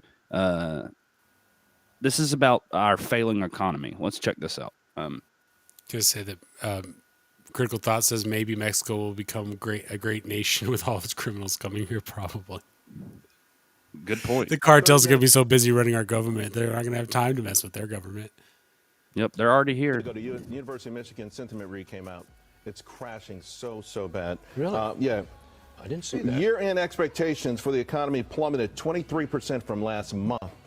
Ooh. From last month. Whoa, that's huge. It's in free fall. The American public is bracing for something ugly. And ironically, they don't see inflation going away. Inflation expectations actually edged up. So the American public thinks inflation is going to be embedded with a combination of those who, of recessionary pressures like the ultimate 1-2 punch. 30 minutes. Well, there you have it. That's where we're leaving that. Moving on. I don't have anything to add. Let's check out the U.S. debt clock, though. Let's see how that's doing. Now that we know how to look at it or read it or anything, let's pull it up. I'd be willing to bet that it's not looking any better. Still at 31 trillion, right at 32 trillion in debt. Can you do the zoom in on it? Yeah, there you go. Oh, look debt, at that number. Yeah, debt per citizen, 94,000 per Whoa. taxpayer. Wait, no. Go down to the bottom corner, bottom right corner. Okay. Shift scroll does the left right thing. Yeah, I'm struggling with my mouse right now. Oh, right. It's trash. What are you looking at? Liability per citizen? 560. Okay, so look, we were at 530. Everybody paid their $500,000 plus 30,000 that we owed, right? Because we're responsible citizens. It went up 15,000. It was at 545. I know. I wrote my check. I hope y'all wrote y'all's. Now it's at 560. It's just been a month. So what it's looking like is that we're all going to have to pay $15,000 a month to take care of this debt. Has it always been this way? Our assets per citizen on average are 560, and our liability is 560. No, it's gone up $15,000 a month for the last several months. There's no way it's been that much. If you can imagine the amount of months we've had since we've been a country, there's no way it's been that much. You don't understand my question. I'm saying that has the asset per citizen, the average asset per citizen, always matched the liability per citizen down to the dollar, pretty much. Probably. So pretty much all of our assets are owed. Yeah. So what it is no, because once they know that people are worth more assets, they go ahead and take out more debt. So yeah, that makes perfect sense. Actually, Jesus, they're tracking it so they can know how much we're all worth. Damn. The Medicare liability is more than our national debt. Social Security liability is at 22 trillion. U.S. unfunded liabilities. Define that. What the fuck is that? That's only at 187 trillion. I don't know, man. Critical Thought says it's not the debt that is new, unusual. It's the GDP. Wait, there's 4 letters there. No, there's 3. GDP. Why does that look like 4 letters? It's stagnation that's going to fuck us. Those are words I don't know. GDP. Yeah. So our GDP, gross domestic product. It's because we're not going to be fucking producing anything because there's going to be no demand because everything's too expensive to buy. I know China's GDP was like damn near 7% they were predicting. Ah, damn. I don't know what that means either. Well, like to put it into perspective, 4 is good. Oh. It's a lot of basis points. It's several basis points. I know that. Oh, shit. I don't know. 10 basis points is 1%. I don't know why they fucking say basis points. Let's go see what Dick Black says about the real quick. Do you know why they say basis points? Just so you know, because it is 0.1% is a basis point, as far as I know. I might be wrong. Correct me in the chat if I'm wrong, but it's a very small amount. But the reason why they say percentage point or basis points is because that small of a move has that dramatic of an impact on the market that things don't move that much to where they have to say basis points because they have to make up a term for, like, they don't want to say 0.1% every time they want to reference basis points. So when things move at a percentage, that's a big deal. Whenever they raise rates 1%, we're all fucked for a minute until things stabilize. But even then, we can only get so fucked, and they can only get so stabilized before we're just super fucked, and there is no stabilization left. But that being said, let's see what Dick Black has to say about this. Black, welcome to Economic Divide. Taking a look at this debt ceiling. What? I said I did that on purpose. His name's Richard Black. So Dick Black. I don't want to say debacle, but it really should be very simple. You have a budget that gets passed, voted on, and if you go, you have to act and spend according to that budget. But time and again, the U.S. President or his administration goes beyond that or reaches that limit. It sounds like there's not only oversight, but obviously there is, but by design, it's moving forward that way. What if the U.S. can't pay this huge debt of over $31 trillion? And what would be the impact on the U.S. economy? Well, it's a very difficult issue. There really are two primary points. One is that the United States dollar is the world's reserve currency. Because so much of the world's trade is settled in dollars, it makes it somewhat of an essential currency, at least for the time being. It may not retain that status, but as long as it does, the United States can literally create $1 trillion out of thin air. Now, that can only go on for so long, but it may still be quite a while before that ends. Now, the other part of the question you asked deals with, does it ever reach a point where it simply can't be paid? The more that you accumulate debt, it can't be paid now.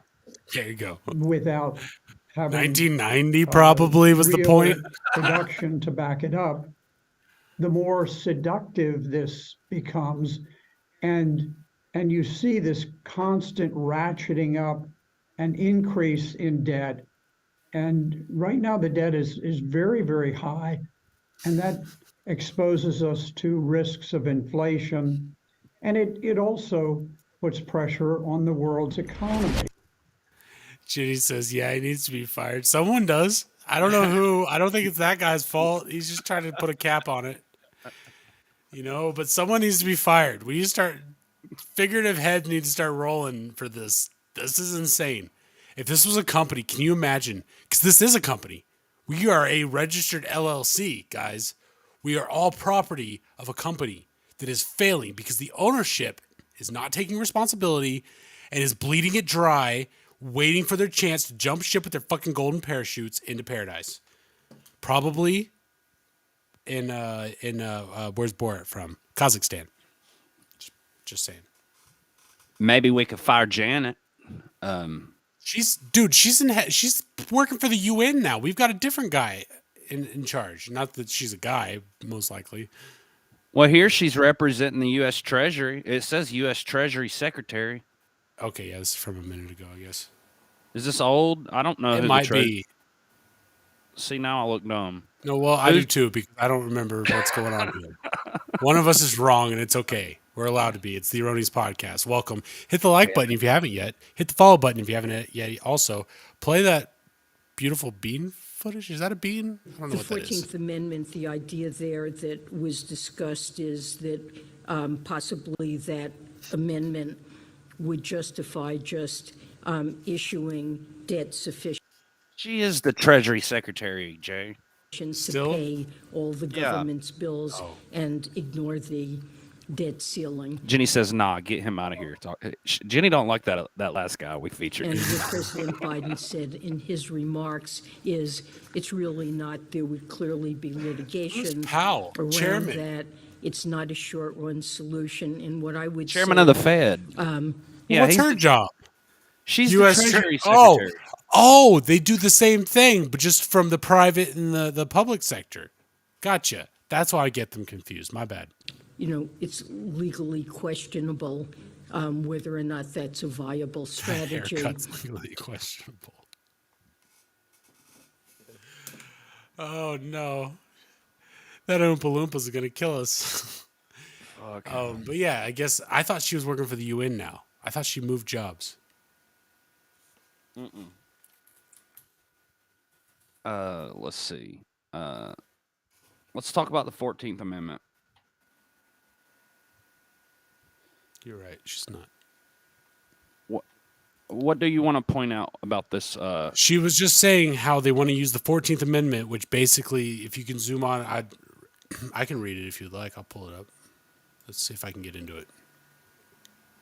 I've developed a much more level head since we started this podcast. Passed by the Senate of June 8th, 1866, and ratified 2 years later on July 9th, 1868, the 14th Amendment granted citizenship to all persons born or naturalized in the United States. Oh, hold on. Including formerly enslaved peoples, and provided all citizens with equal protection under the law, extending the provisions of all Bill of Rights to the states. The amendment authorizes the government to punish states that abridge citizens' rights to votes proportionally, reducing their representation in Congress. It banned those who engaged in insurrection against the United States from upholding any civil, military, or elected office without the approval of 2/3 of the House Senate. The amendment prohibited former Confederate states from repaying war debts and compensating former slave owners for the emancipation of their enslaved people. Finally, it granted Congress the power to enforce this amendment, a provision that led to the passage of other landmark legislation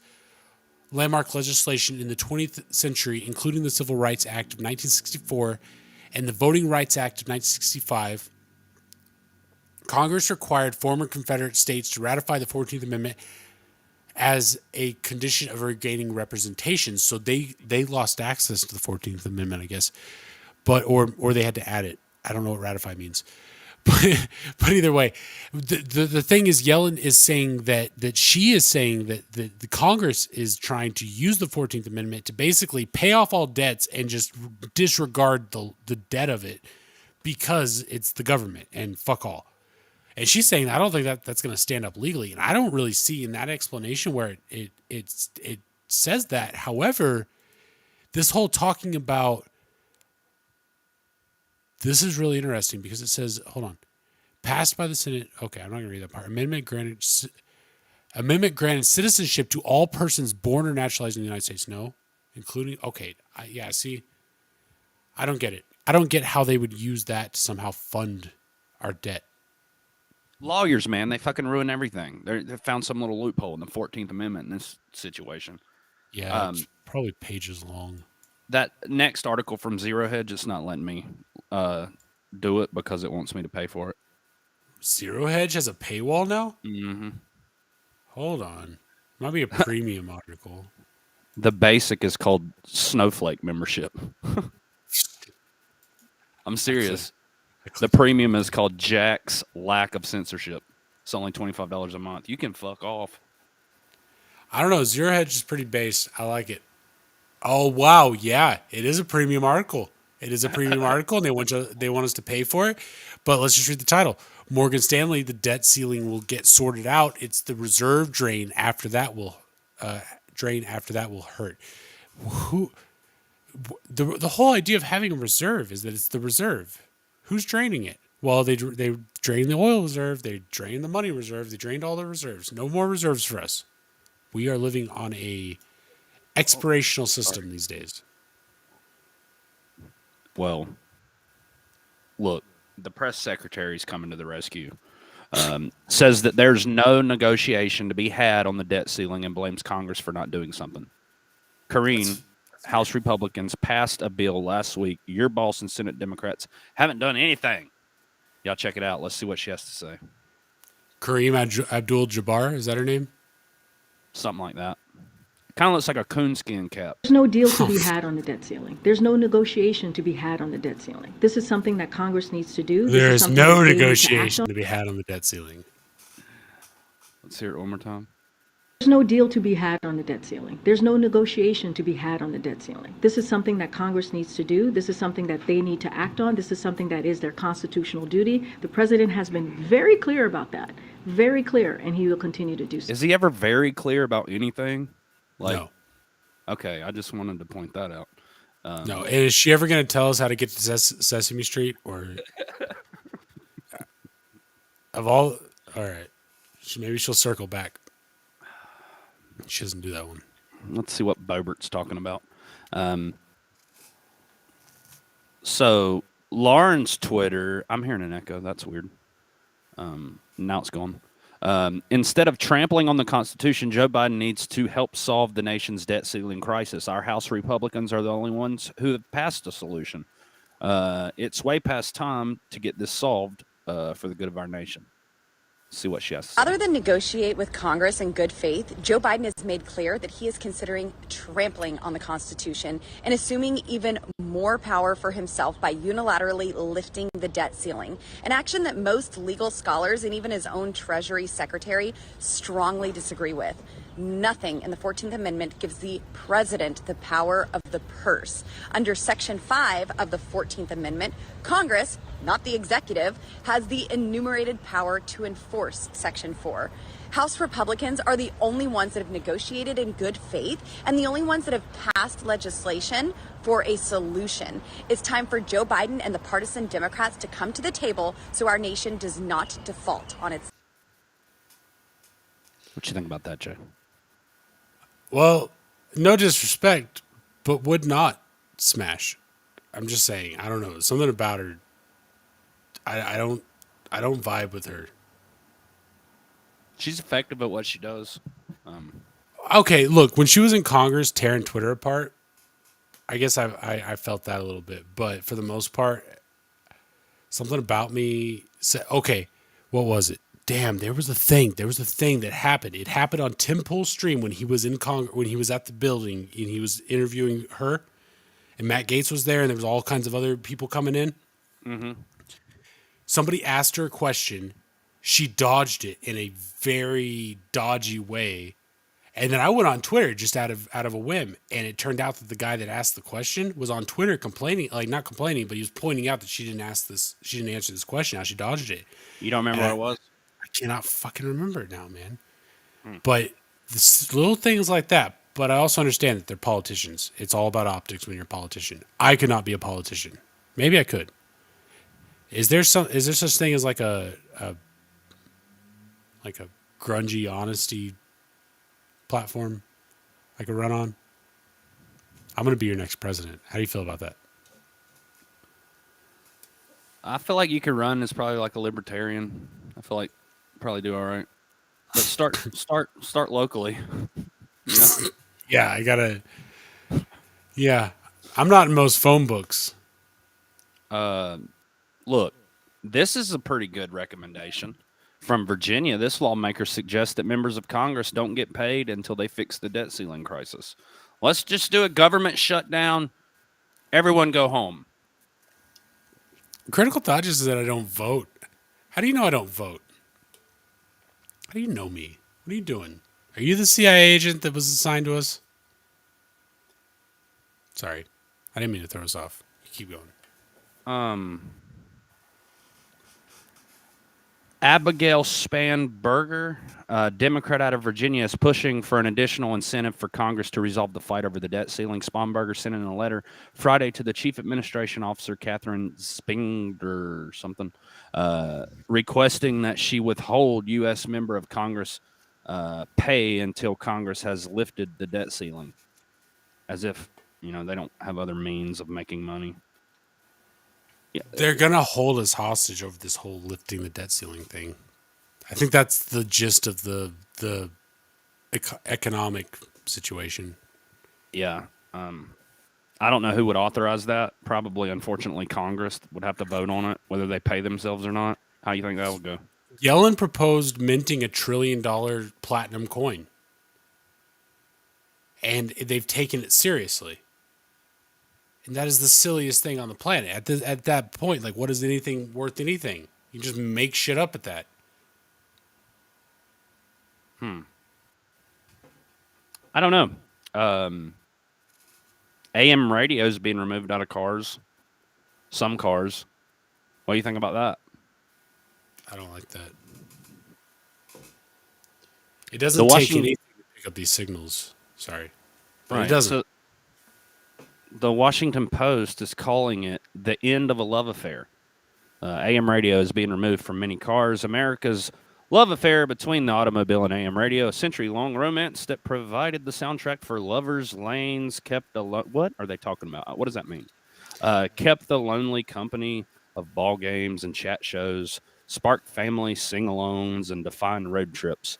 Is on the verge of collapse, a victim of galloping technological change and swiftly shifting consumer taste. The breakup is entirely one-sided, a move by major automakers to eliminate all AM radios from new vehicles despite protests from station owners, listeners, first responders, and politicians from both major parties. I feel like the quality on AM has always been better than the quality on FM. Even though I'll admit that I don't really ever listen to AM radio. I used to, and I still do occasionally for this thing called the Swap and Shop. I don't know if y'all have them out there, but it's kind of like a trade. It's like a local, you can call in and say, hey, I got a Ford truck for sale. Contact me at, whatever, which is kind of a neat deal. So I don't know, man. I wouldn't want to see it go. Here's my thing about it is I've never thought to switch over to AM, but I used to have a friend who'd come over to my house every night after he got off work. We'd go get high in the parking lot of my apartment complex. He used to live with my mom.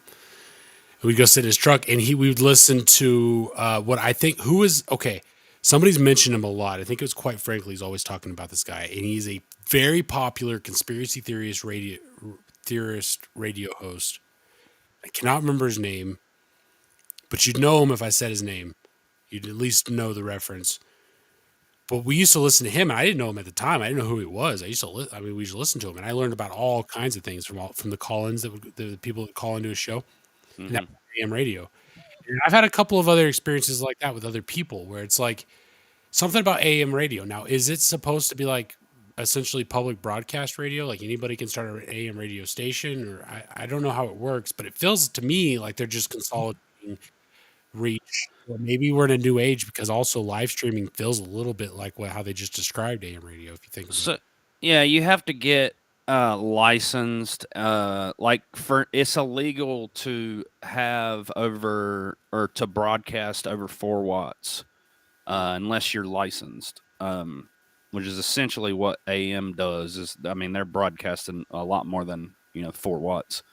But I do ham radio kind of as a hobby. And yeah, that the FCC will take you to jail if you broadcast over that. But you can buy, it's common in the radio world. You buy amplifiers that will boost how many watts you're doing. And you can literally, if you're near an AM radio station and you go to their frequency, and if you have a big enough radio, you could key up and key over their broadcast and essentially hijack their frequency.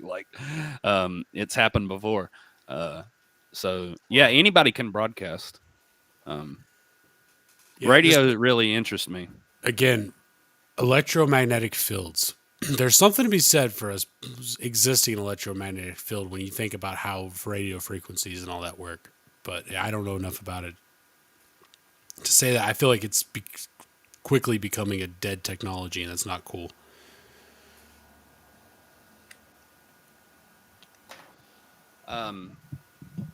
So I guess it gained its popularity in the 70s. Just imagine a life with no cell phones, and you could you either had a base station or you had more commonly referred to as a CB in your truck or your vehicle, where you could communicate with everyone around. It wasn't a private conversation, but it'd be like, hey, I'll always be on channel 28 or whatever. So if you wanted to get a hold of your buddy or whatever, you just go to channel 28 and be like, hey, Jay, are you there? So it was just it was a way to communicate.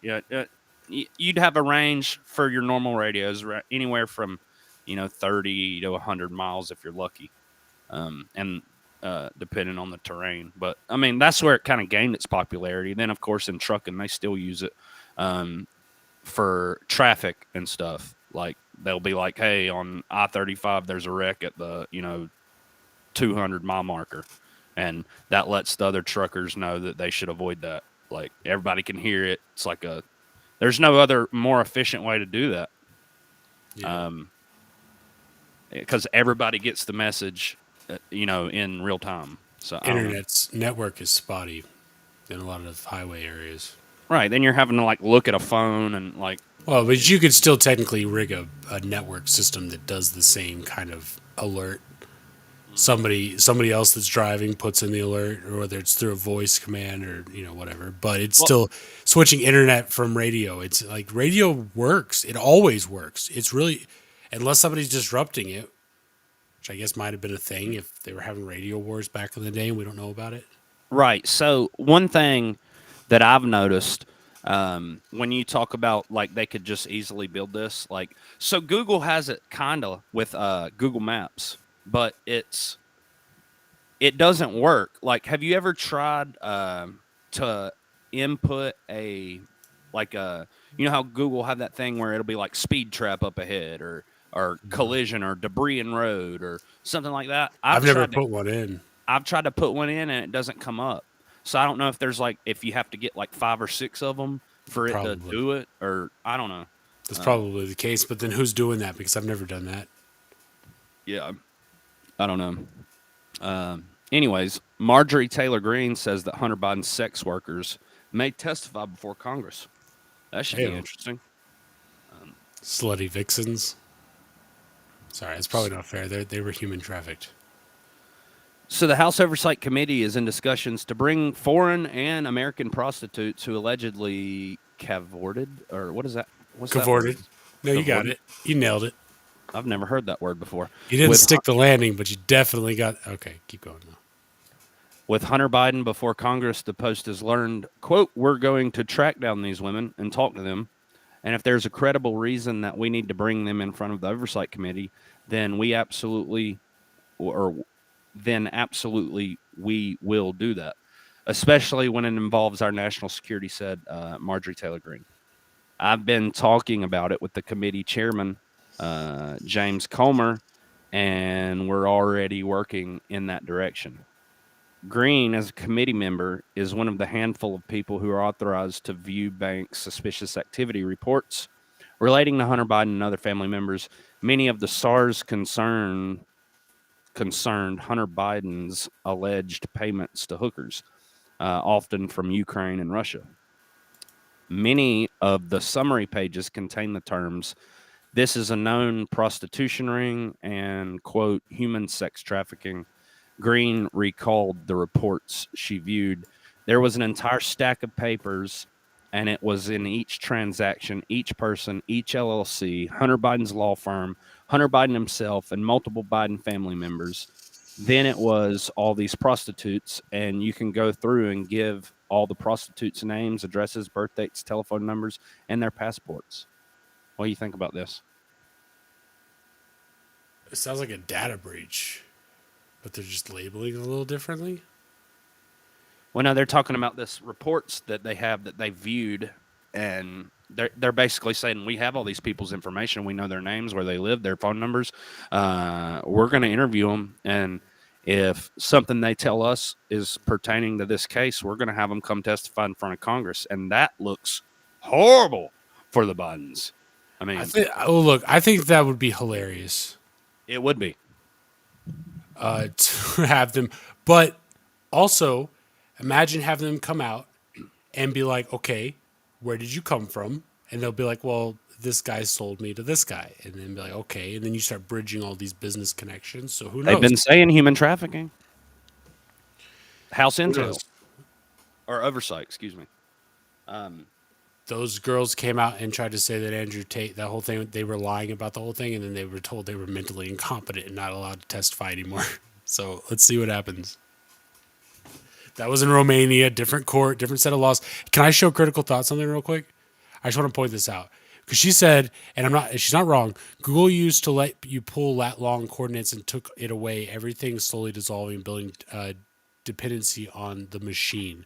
And again, she's not wrong, but I just want to point this out in case you might need this. I'm a web developer. I actually have extensive experience with the Google Maps API, building applications with it more than you would think.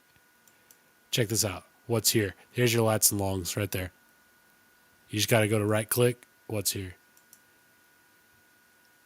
I copy and paste it from right there. Hey. So, but again, yeah, it depends on the machine. The phone has definitely become part of the body at this point. Can you imagine not having a phone? Homeless people have phones. They watch ads to get money to pay for their bill, and they have to watch a lot of ads to do it.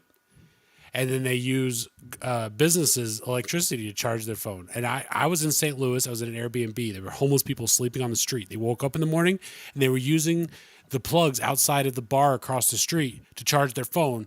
And then I found out the other day that there's a free phone plan where they can just watch ads. They have to watch thousands of ads, but that gets them their service. They're giving the immigrants that are crossing the border phones too, which are preloaded with all this Democratic propaganda, and they're automatically signed up for like alerts, like from Democratic campaigns. That's true too. And then also the border, the people come across the border. That's how they're scheduling all their appointments. But people are getting. I mean, we don't know what other types of alerts and communications they're getting on these phones. Right. They could be doing all kinds of stuff. So this Florida couple's wedding is in turmoil as New York hotel suddenly cancels 30 rooms that they booked for their guests to make way for migrants. So this couple booked 30 rooms, and they canceled their reservations. Does that mean the government's paying more? No, that just means that they have some type of law that allows them to do this. And, or that, okay. You know, they can technically use your vehicle if they wanted. They could, you know, we've talked about that shit before. Companies are on the hook for that. There can't be a law that tells a privately owned, or I guess it's a public. A lot of these hotel chains are publicly traded, but either way, it's not a government. A government can't really interfere with the business up to the point where they're breaking the law. I can't imagine that there's a law in our United States government that it's allows worded something like during an emergency they can invoke this power to. Fourth Amendment. Dude, I'm not bullshitting. I'm telling you the truth. The government's not allowed to seize property for the state. Okay, they're not allowed, but it's a thing. They've done it. My bad. For years. Go back. I didn't mean to take you off the article. I'm just so confused. I mean, no, it's a thing. I don't even know where we're at. I'll read the article. My bad. I didn't mean to take us off on a tangent.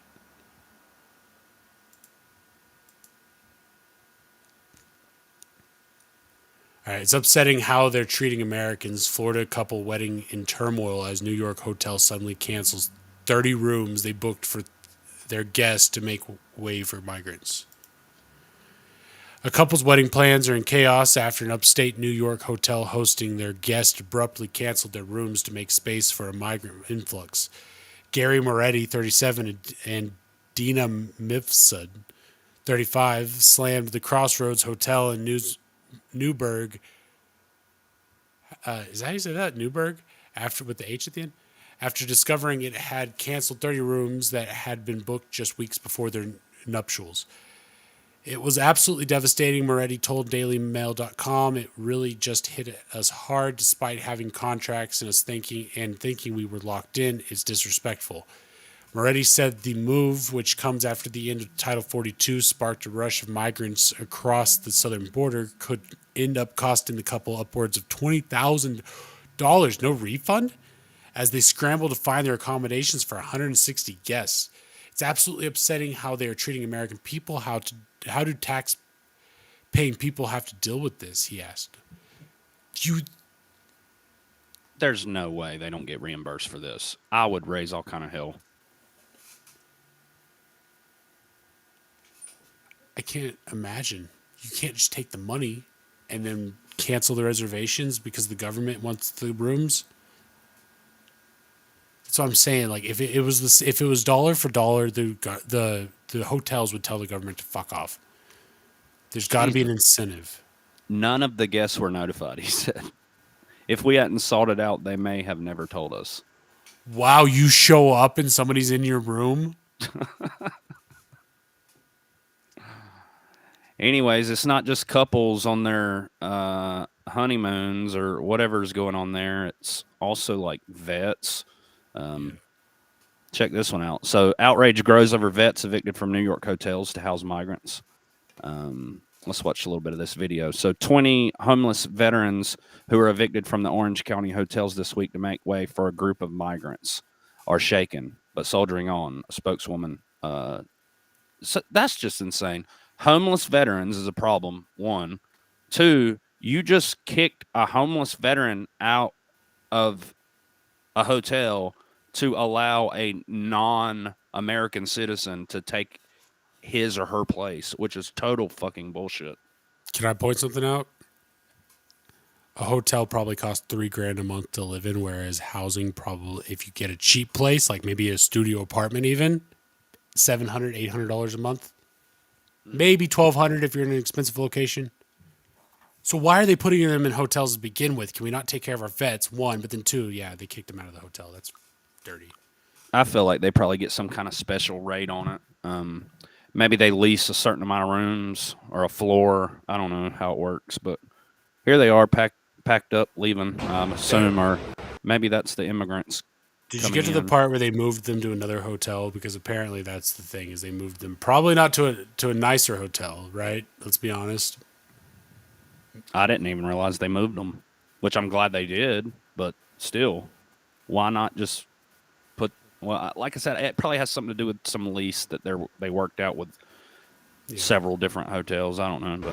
But as a taxpayer that's paying for their hotel bill, I would like them to have a stable housing location where they can start to rebuild and take control of their lives, so that I'm not paying for them anymore. It feels like I'm paying a lot of money for them to stay at these hotels anyways, and I worry about their safety and their mental health anyway.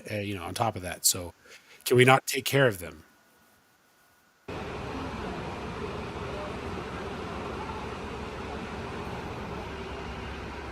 What are those people in uniform? What uniform is that? Is it National Guard? Yeah, it looks like it. So it looks like they're assisting the migrants. You fuck the vets. Seriously? That's one thing. I know how you feel about InfoWars, but I felt like Owen Schroyer done a good job. Was down there calling out Border Patrol, all of them. Like, because Abbott gave an order, and technically they do report to him, but they're following these federal orders that they've been given instead of the governors. So, Commander in Chief, what are you gonna do? I feel like that this is all going to go to court. Action lawsuits can be very effective. That's a shame, though. Let's see where we're at. Where are we? Okay, illegal immigrants push through barbed wire blockade. Where is this? This is. It just says it's somewhere at the border. Why couldn't Florida be attached to Mexico? Why couldn't we get coast? Yeah, I'll check it out.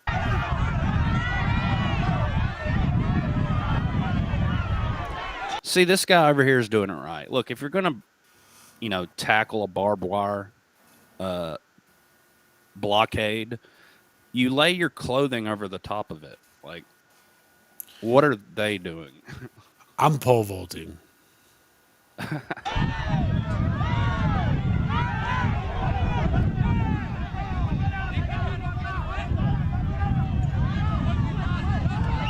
Looks like they got it under control. What do you think?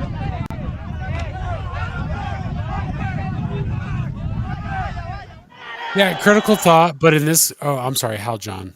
And by the way, I just realized I recognize you from Twitter. Nice to see you here. Hal John 21 in the chat. On Rumble over there. She said, humanitarian crisis is one of the main things National Guard helps out with. And I would agree with that. Oh, and I wanted to ask you something. I would agree with that, but in this case, it seems like their way of helping out is to process them into the country in the most ambiguous way possible with 5-year-long court dates. And then also, is Hal John a reference to Green Lantern? I just wanted to know. Let me know. Yeah, they're not helping to end this in any way. They're assisting them move them around and all kind of shit.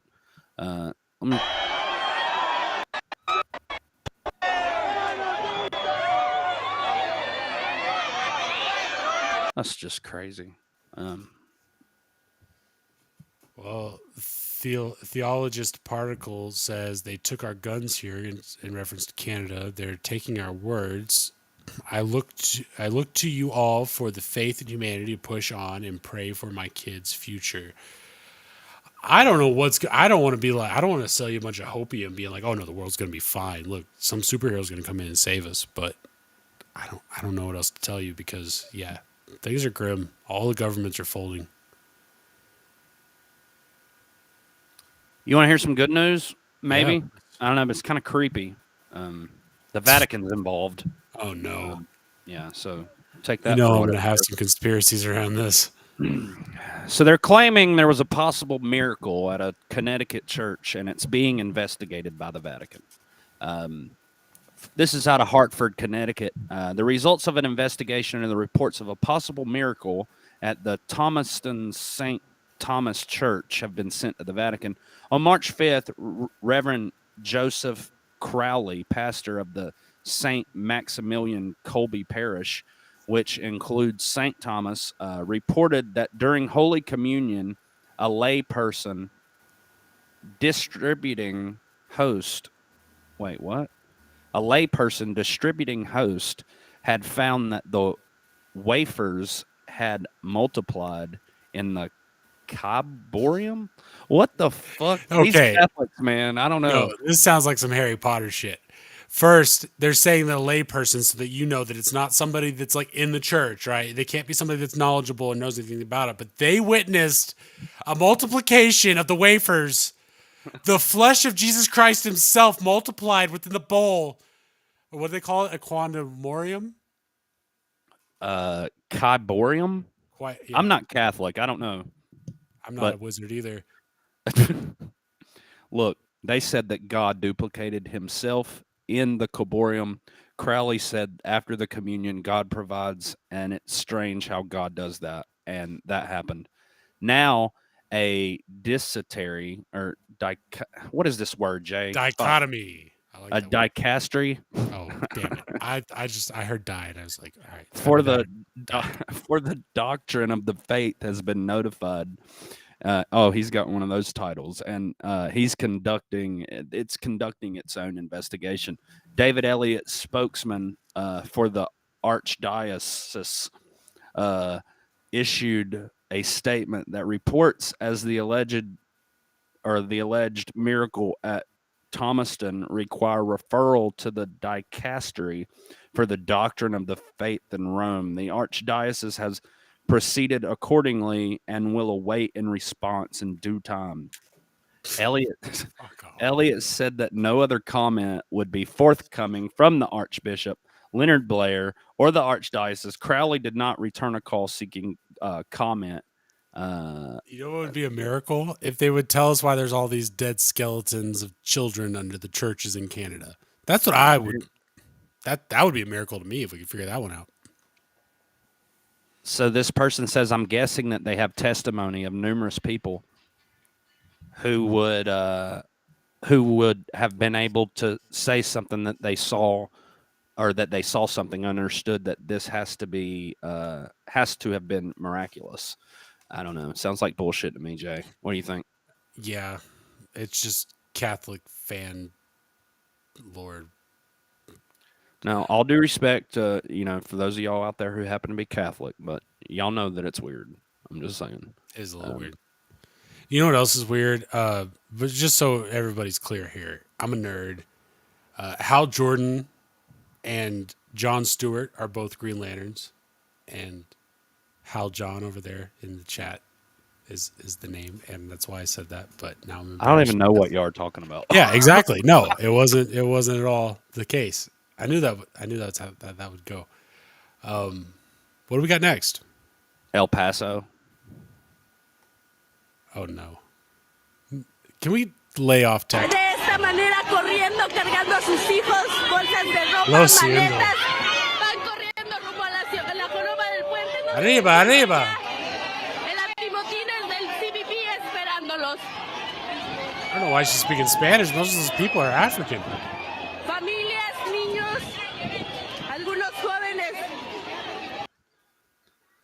Crazy.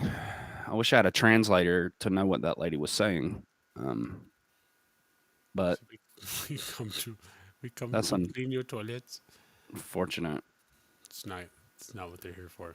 Look, the media can't lie anymore, according to our 1776 Twitter account. We are the news now. We're going to take this country back. We are the storm. Check it out. This is apparently about the media lying. During that White House press briefing, that mass releases are not happening here at the southern border. I can tell you that is categorically false. That is not the reality of what's happening on the ground here. We'll show you the reality. Take a look. Those videos are all fake that we just showed you prior to this. All fake. Is he really saying this right now? Look at this No, video. We just shot. He's saying that they're not releasing people, like they're processing people. But with the videos you just showed are not even people being processed. They're rushing the border. Yeah. So, but they're saying that they're processing people, but they're not releasing them. They're detaining them, I guess. But this is video of them walking out of the other side of the processing center with folders in their hands. They're obviously being released. Shot right here in Brownsville 2 hours ago, showing large With their groups of government migrants issued who had phones. Everyone's got a freaking phone in their hand. I told you.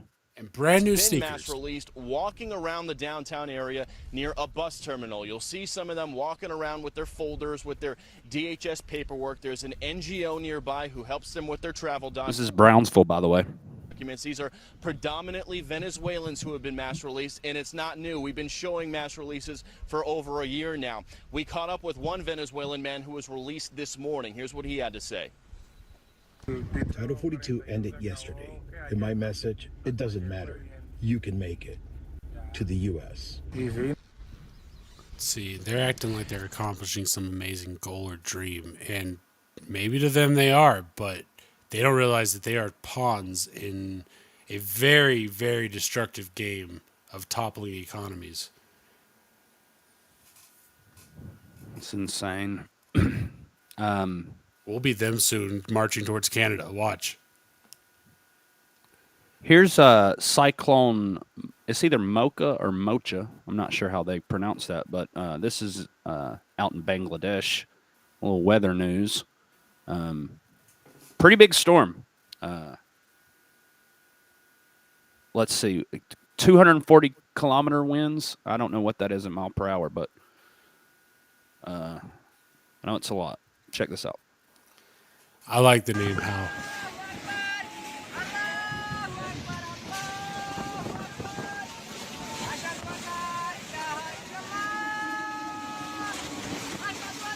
There's always some idiot screaming in the middle of these types of things.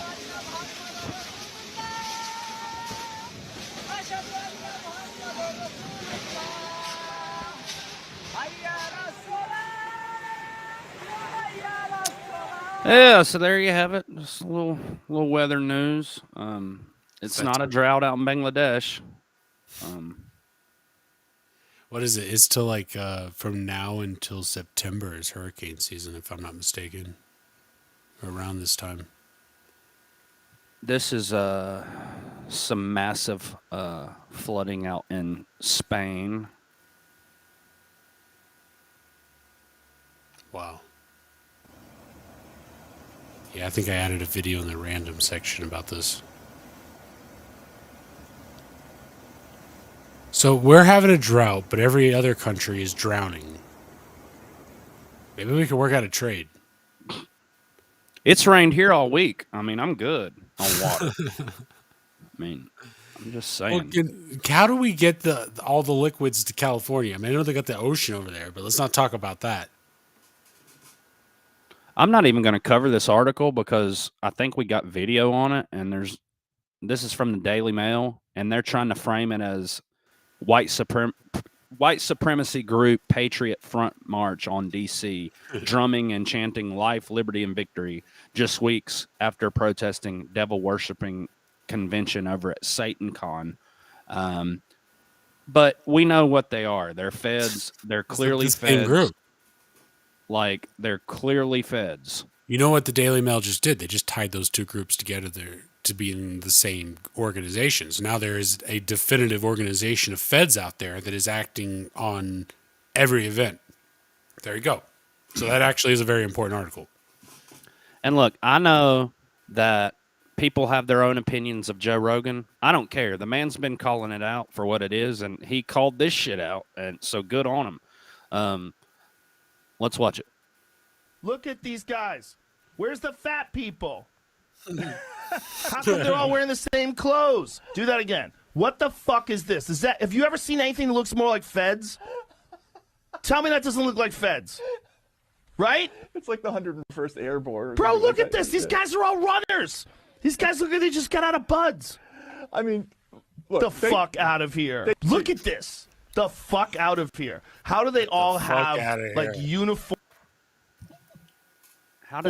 outfits on? They have the same color pants for the most part. Very little variation. Yeah, they're wearing tan Fed or pants. brown pants. Pants the feds wear. I don't remember what it was we were covering, but it's been a couple weeks ago. We were talking about how these people were all dressed the same, and we were calling them feds.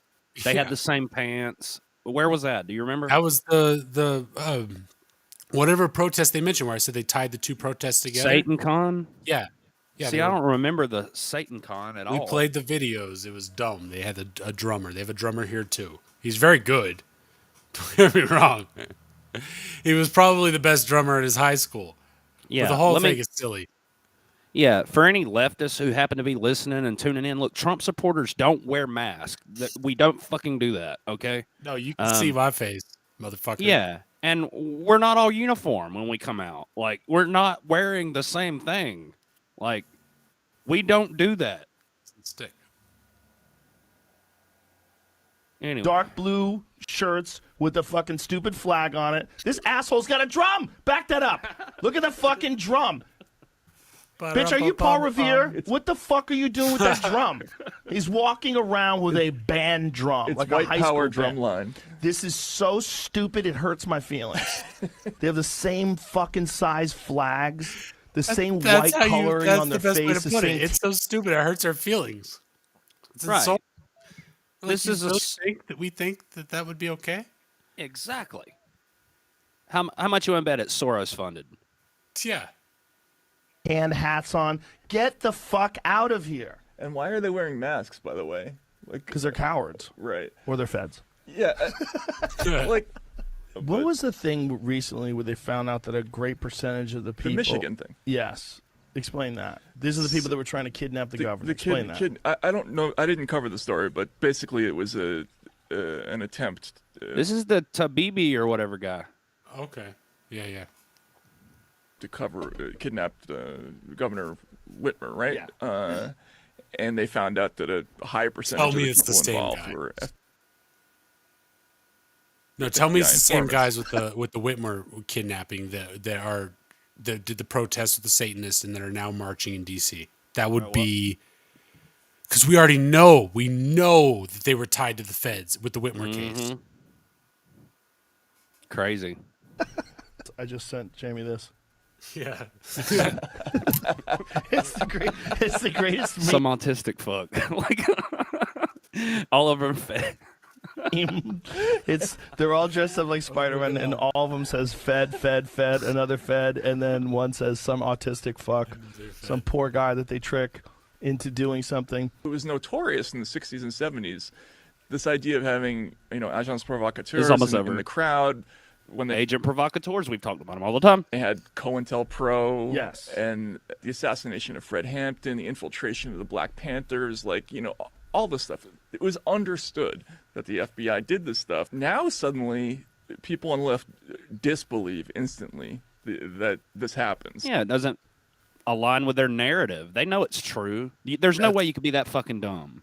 That's where we're at with that side. Anybody that's left over there is literally there's a narrative, and if it doesn't align with it, it's not true. It can't exist. We can't believe it. It's cognitive dissonance. We will have a meltdown, spaz out. Speaking of the feds, mental illness. Yeah. Speaking of the feds, this is concerning, and I want to see where this goes. Keep y'all updated, but this is from the 13th. So, FBI raids 2 Russian businessmen's condo in Florida Trump Towers, according to this report by the New York Post. The Federal Bureau of Investigation descended on a luxury Florida condo owned by 2 Russian businessmen at Trump Towers in Sunny Isles Beach on Thursday, according to a report. A squad of FBI special agents and local police raided the third building of the Sunshine State complex, the Miami Herald reported. The target of the search, Unit 4102, is owned by a shell company, MIC USA LLC, which is controlled by Russian businessman Oleg Sergeyevich or something, and I can't. But anyways, those two guys. Mouse is doing that weird thing again. A spokesperson for the FBI's Miami field told the outlet that it was conducting a court-ordered law enforcement activity in the vicinity of that location, but provided no other information. Neither Patsula and Makivi responded to the Miami Herald's request for comment and could not be reached Saturday by the Post. Patsula's wife, Rosa, who is listed on the corporate paperwork for MIC USA, told the outlet that she was aware of the raid but was prohibited from disclosing information. I can't talk about it, she said. The lawyer for my husband said not to talk to anyone. I have no idea what it's about. Former President Donald Trump licensed his name to the 3 luxury high-rise condos in the years before he took office. So you think this was some kind of targeted raid that they're going to link to Trump in some way, or what do you think's going on here? I can't imagine that it would produce anything fruitful for them. It's got to just be a bully tactic. I'm going to put this up while we talk about this, but what do you think it is?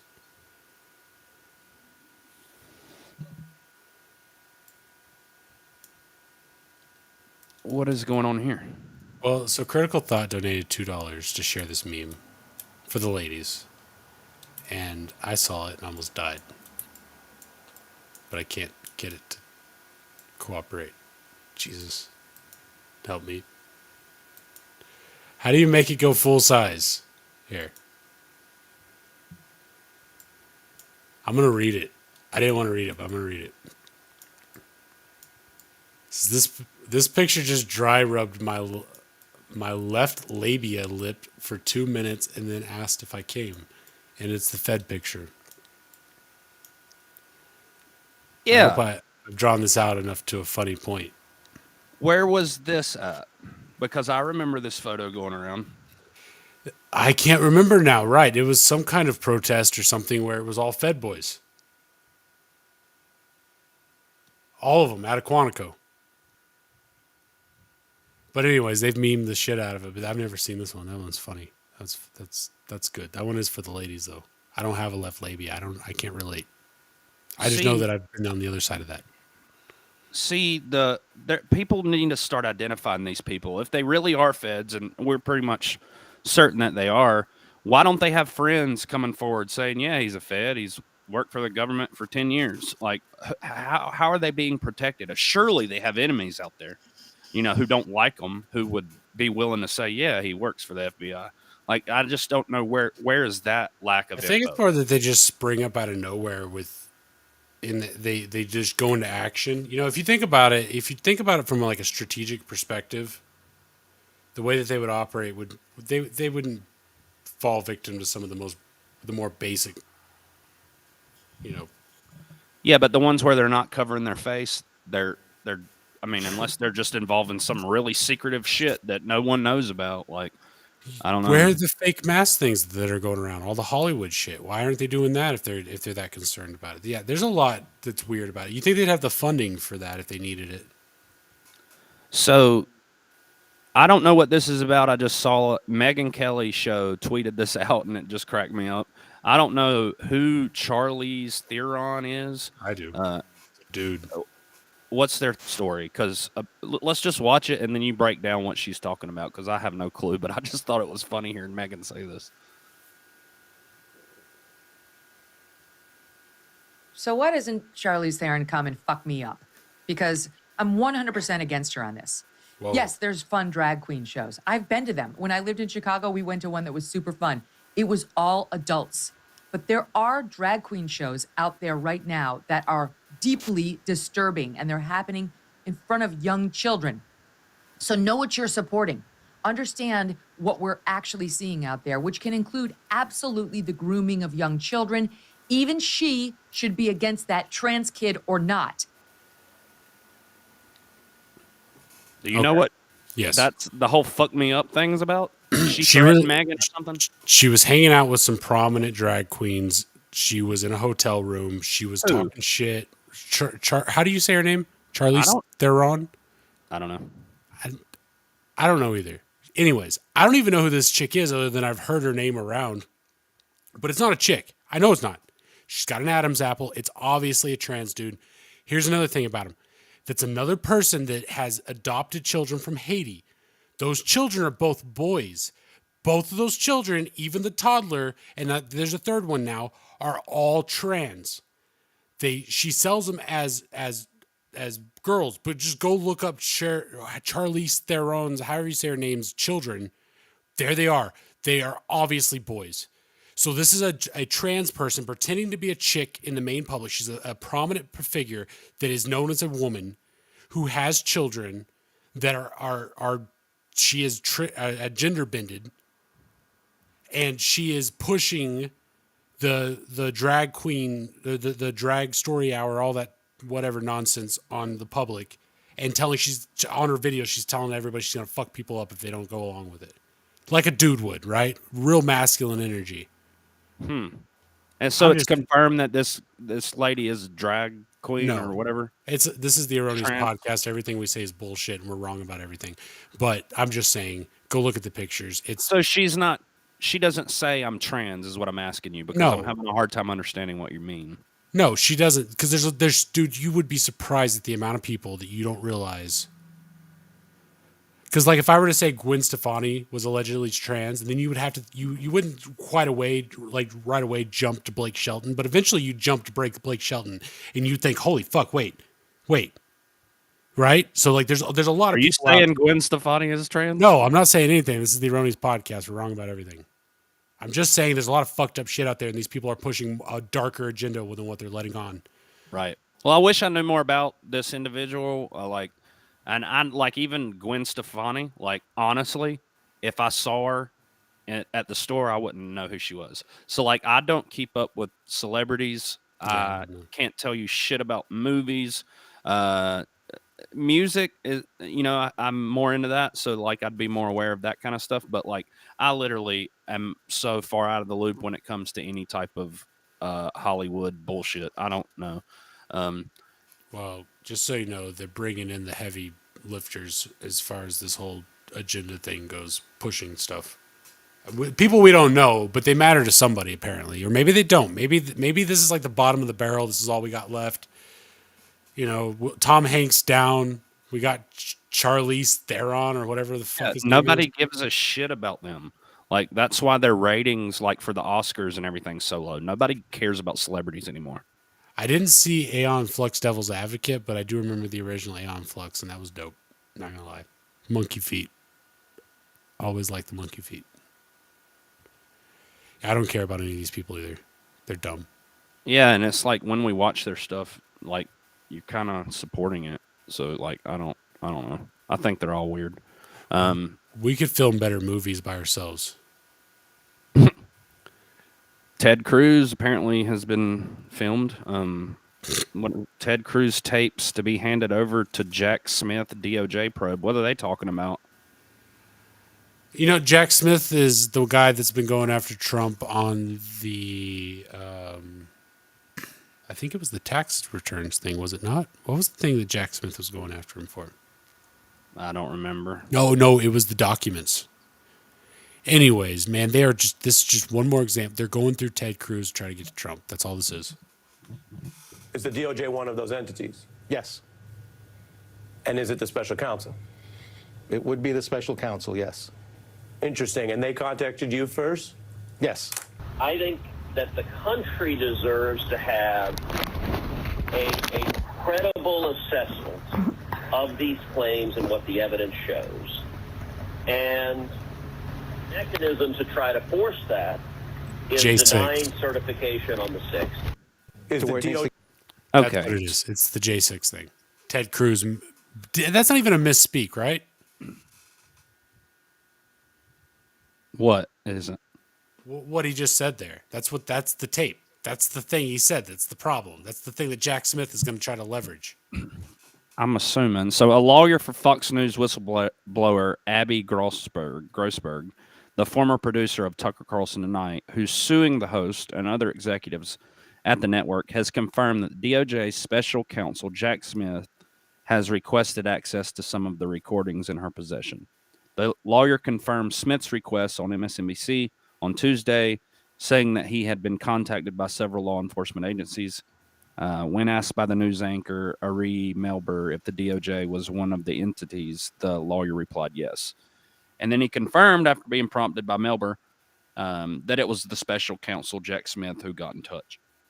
While the lawyer didn't specify exactly which tape Smith asked for, Grossberg said she has about 90 unaired recordings from inside Fox News. MSNBC aired a part of the Ted Cruz tapes where the Texas senator discusses overthrowing the election with Fox's Maria Bartiromo or something. Sounds like a bunch of bullshit to me. This is okay. Why does Fox News have all these secret recordings of everybody? One. And then two, the only thing that they could come up with was him saying that we might need to reevaluate things. That's the big misstep. You're right. This is a bunch of bullshit. This is nuts. These people are idiots. They're going to go after everything. Yeah. So, Alan, what is this? This says breaking. Steven Spainhauer claimed he tried saving lives and performing CPR, even moving a deceased body off of a live child. The Allen Police Department said that this is all not true. Hang on. Let's see what's going on here. We didn't even cover the Allen Mall shooting, did we? Or did we maybe a little bit? I don't think so. Steven Spainhauer. He claims to have tried to perform CPR and being one of the first on the scene during the Allen, Texas mall shooting. But the Allen Police Department have released a statement saying that he was not the first on scene, he didn't perform CPR, and he didn't move any bodies. Anybody was saved by your actions? I don't know. I lost 3 people, JD. That there was nothing I could do for. He tried to save lives. I never imagined in 100 years I would be thrust into the position of being the first responder on the site to take care of people. The first girl I walked up to was crouched down, covering her head in the bushes, so I felt for her pulse, pulled her head to the side, and she had no face. But Spainhauer says he found a child that survived, while covered by his protective mother who died. And so when I rolled the mother over, he came out, and I asked him, "Are you okay?" And he said, "My mom is hurt, my mom's hurt." So rather than traumatize him anymore, I put him around the corner, set him down. He was covered from head to toe. All right, so this guy said he did a thing. People are saying that he did not do a thing. That's what I got out of that. Yeah, no, I mean, there's so much around that Allen shooting with the guy that was given he was talking about how he essentially gave away that there was a drill. It happened twice. They had a dry run for it, and then it happened the second time the media showed up. And they interviewed this kid, and he was talking about it. But there's all these other flags about this thing. And then this guy is trying to sell a story where he was some hero, and he found this kid without a face and all this stuff. And then the police department over there is like, we don't know what he's talking about. He wasn't the first one there. He didn't find a kid without a face. There's all these weird things about that shooting. Yeah. I didn't really look into that one too much. We have the mystery of whether or not Hal John is a real person or a guy. Probably not a guy, I'd imagine, right? But or an alt account made by your boyfriend. I would hope not.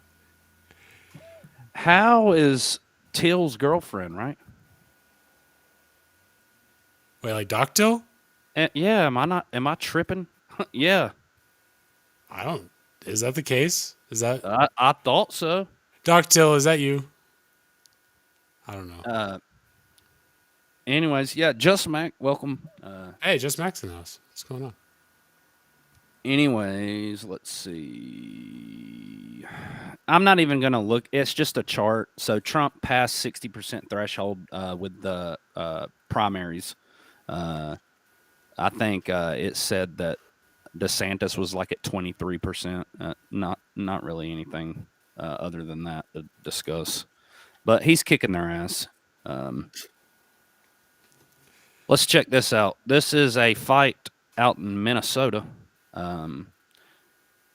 Said this should have never happened. A wild brawl breaks out at Democratic endorsing convention in Minnesota as more than 40 supporters of rival candidates clash on stage. Let's check it out.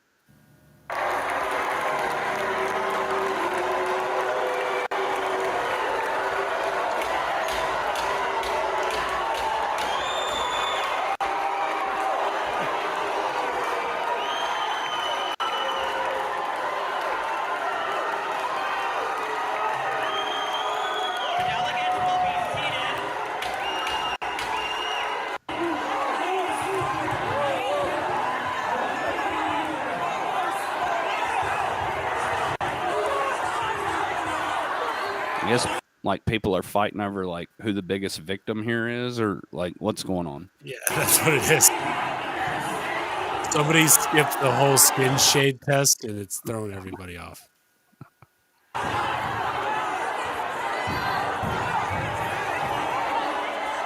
You know what this reminds me of, though? What? Do you remember the video where the guy was giving a speech about how there's only two genders at the college, and then all of the transgender people show up, and they were just, it was like a crazy person's asylum where they were all just screaming and spitting and slamming their heads up against stuff. And it was the most, that's what this is. It's like these people think that they're so powerful and important and can make rules and be in charge of stuff. But whenever they're left to like be adults, they act like morons, like idiots. Yeah. Yeah. I didn't watch this whole video, so I don't know how bad it gets, but let's see.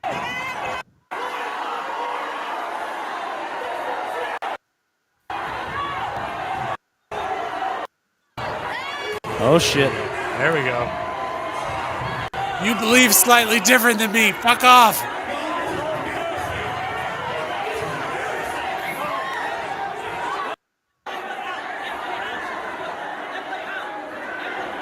Oh, this is inside a church too, looks like. Jesus wept. Dumb shit, man. Do you think that was a reparations negotiation? I couldn't tell. I have no idea. Looks like that the Muslims were there. They had the Black Caucus was there. I don't know. I don't know what sparked it. I have no idea. But this guy's speaking some truth. We need more people like this out there. Check this out.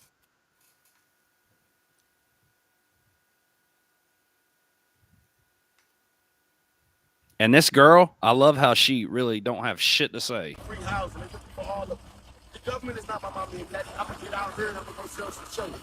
I'm gonna get out here and I'm gonna get whatever I need to do to provide for my team and my family. And I'm gonna go for whoever I believe in, because that's what makes this country great. Because of my skin complexion, you want to call other people racist, but all those black people just walk past me telling me I'm a coon and I need to take my black ass home and I got a slave master. Totally disrespected because of the color of my skin. How is they any different than them trying to say that man is a racist and can't show me one clip of this man saying something derogatory about African American people? Show me one clip, and then I'm with you. But until then, nobody can show me that. They want me to agree with it because they got bad information from Facebook, bad information from Twitter. They got bad information from the news that hates the guy. He's a nationalist. He's not a globalist. They want that New World Order stuff, one currency, and all the government is trying to do on the Democratic side is become mommy and daddy and become God to us and make us so dependent upon him.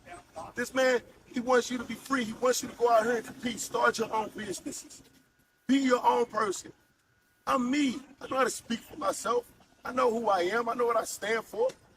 And I hate when people come up to me just because of the color of my skin. You're already a racist. If you don't see a human when you walk up to me, and the first thing you got to do is put a camera in my face because I'm a black man with a name on me that says Trump. Amen, oh, brother. You're this and you're that. You're already a racist. That's right. Amen. It's got to be we gotta be better than that. It's one race. That's the human race. But we want to find everything to pick ourselves apart. I'm rich. You're poor. I'm gay. You're straight. You're black. I'm white. He's male. That's female. Wow. Divide and conquer. It's division.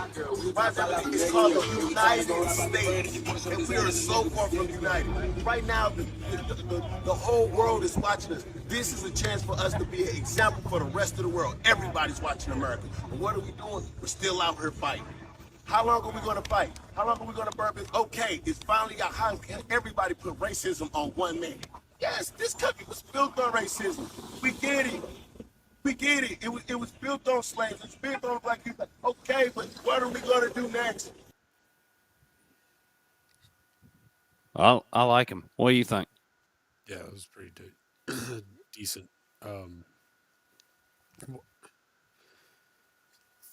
So off subject, but why do guys wear the pants with the no waist? It's like it's just like legs and then. But that being said, I felt the message though. Be aware at all times. This is crazy as shit.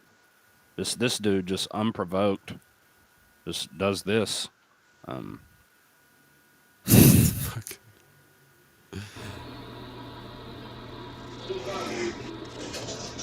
Oh, by the way, Bob, that's what you get. You stay on guard. You get a fist to the face. It's fucking evil. Is it, or is he just looking out? No, it's evil. Like, people just don't know how to act, and it's kind of embarrassing. What would drive somebody to do that? You think they had a past relationship? Was there history there, or do you think he just saw the guy not paying attention? Was like, yeah, that's the shot I'm going to take.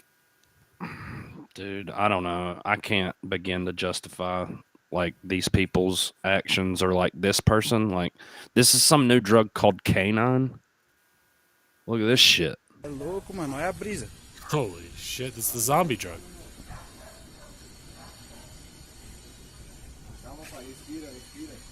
She's trying to eat her own kneecap.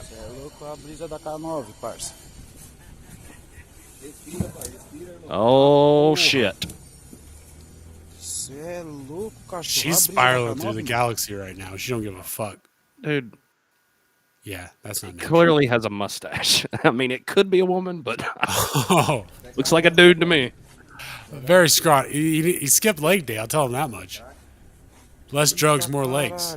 Ow! Yeah, that's not natural. He probably broke his neck. Anyways. Or he escaped from the circus. It said what taking the drug Canine does to your body, and then it has in parentheses that he did survive. So, okay. His skin did look a little bit like he's falling off. Like it is falling. Weird.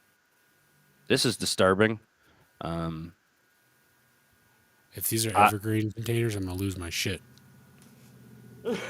This is, according to Missing Kids, reports of suspected child trafficking increased 846% from 2010 to 2015. It's time to do everything we can do to end human trafficking. A friend of mine is a customs agent who searches those containers and says the hardest days are when he finds kids. Several groups of African children may have arrived in Belfast in shipping container. Flashback shipping container full of body parts of Americans discovered on Chinese cargo ship. Dock workers at port hear 35 stowaways screaming inside of a shipping container, and these are the types of conditions that we're talking about here. They've got this individual gagged and duct taped. Yeah, it's kind of fucked up. Fucking commodity. That's like, to them, that's like a bundle of Kellogg's cereal. Just put it on the boat. You want to grab this electric onion? I gotta go use the restroom real quick. Yeah. Those are old pictures, by the way. That's the type of shit I was seeing on Instagram in 2020 that got me to start digging into stuff. Which I'm starting to think was by design, but what are you going to do? We're here. This is an onion powering a light bulb. Right, believe it or not, when you put it in that hole, it's going to light that light bulb up. Just bring it closer to your face. Stupid. And the onion. Sorry. That's it. Ready? Sorry. This isn't Okay. going to work. I don't know what you're doing. Try it. Push it in there.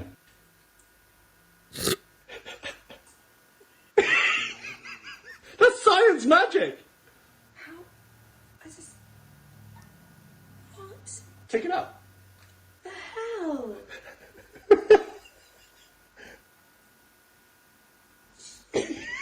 They don't teach you that at school. They don't teach you much at school. Oh, it seems the onion's running out. You haven't paid the onion bill. Don't put it in the hole yet. Make sure you pay your onion bills. What is up with this, man? Free electricity's everywhere. It just takes a reaction. It takes a reaction to make electricity. Coal is a reaction. You burn it.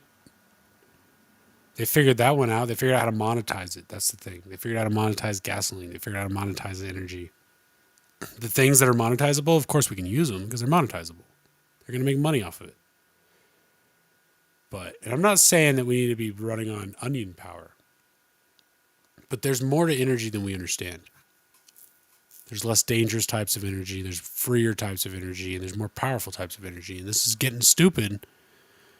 They act like we're running out of everything and everything is in such dire straits all the time. It's not. They just want it to be. If it ever comes down to it, if the light does die, if we all lose, just know it didn't have to be this way. We were tricked into it. Fucking sucks. Got my DMs. Now it's my turn.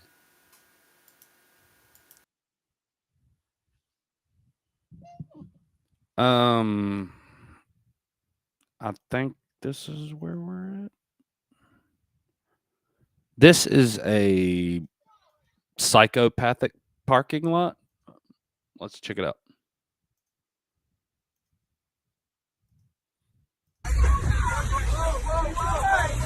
Oh shit.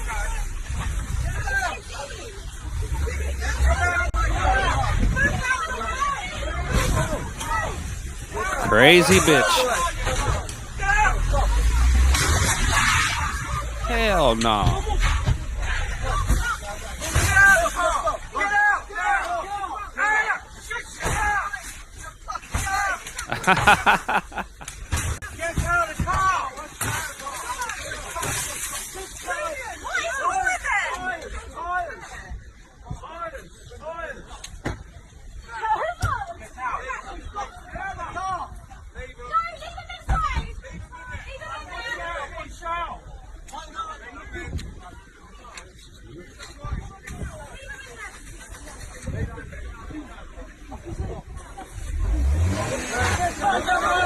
Oh shit.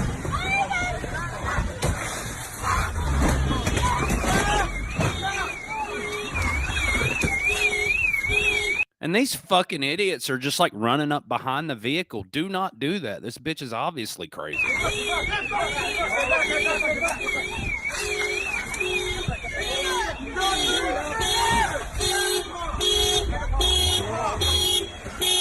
What the fuck?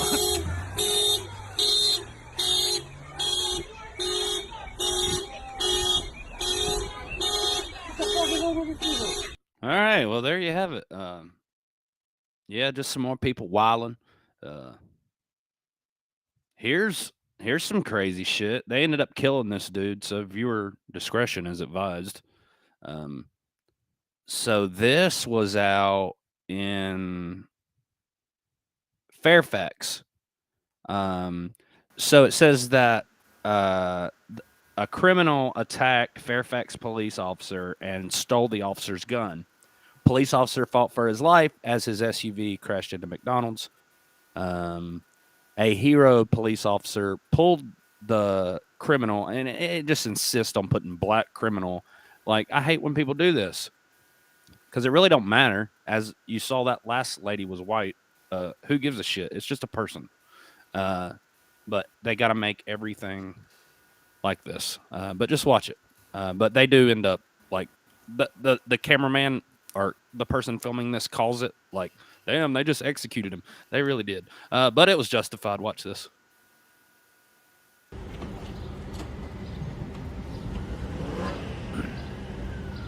So the guy on top of the officer here, that's the criminal here.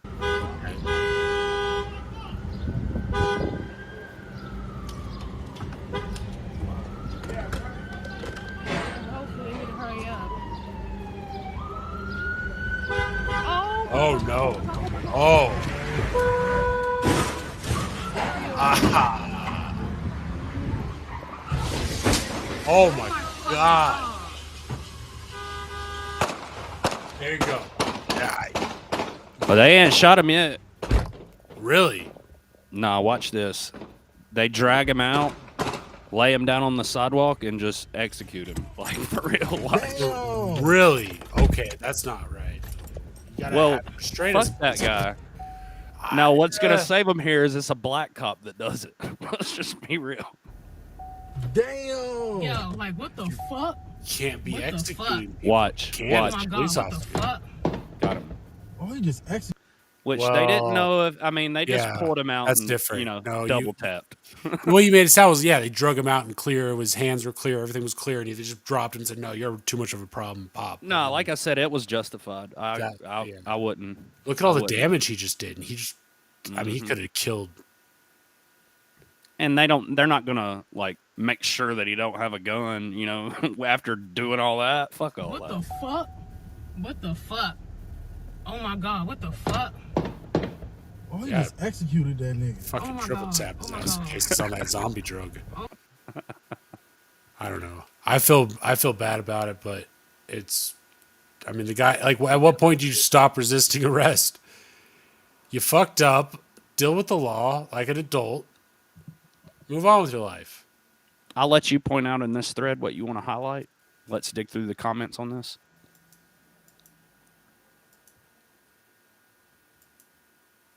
Let me get that up on the screen here.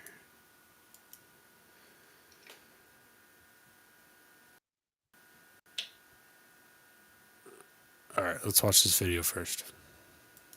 Those asking for proof. Okay, y'all. Here late at work. You can see I that. want to point out it says got fired last night for this one. If y'all can share, so it's I don't know, Jamie Williams 7 hours ago. That looks like Messenger or Facebook or something, right? Yeah. It's U.S. Courts, Southern District of California. This is my office. Case filing system, document filing system. I'm already logged in because I had to sign up for a Pacer account. You got to buy those, so I did that. Because it's not showing up on the news, so it must be fake, right? PDF. Let's go up here to reports. Civil and criminal reports. Let's go into the docket activity. And let's search the case number. Now, I'm copying and pasting, but you guys better check and make sure I'm not lying, okay? Oh, Then let's shit. do, down here, make sure you change the dates, because it was filed on the 26th of February. Let's do that. Okay, you see that? Okay, now let's go back up here and find this case, and then let's run the report. Oh, look, looky there. See that? There's the report. Oh, but guess what? It gets even better.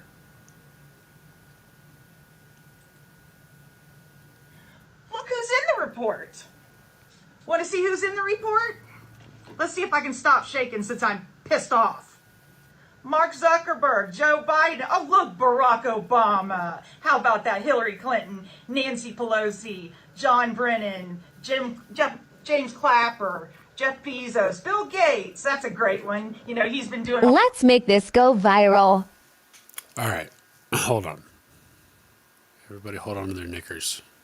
I said For those asking for knickers.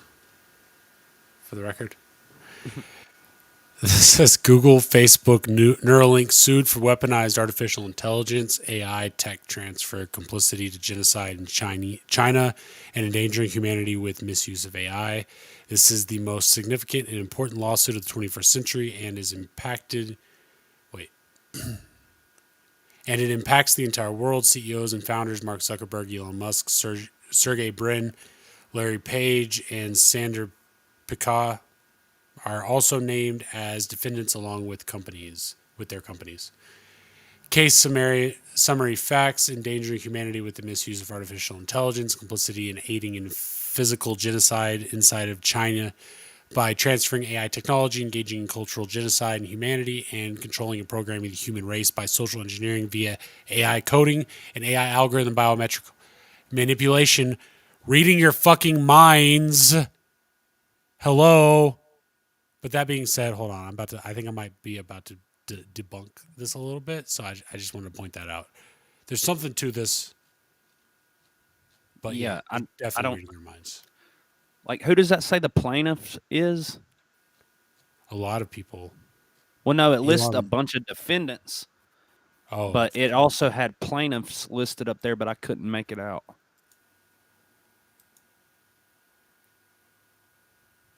Cyrus A. Parsa, the AI Organization, Inc., victims of persecution, rape, torture, concentration camp, sex, human and organ trafficking, and organ harvesting in China, Hong Kong, America, and around the world.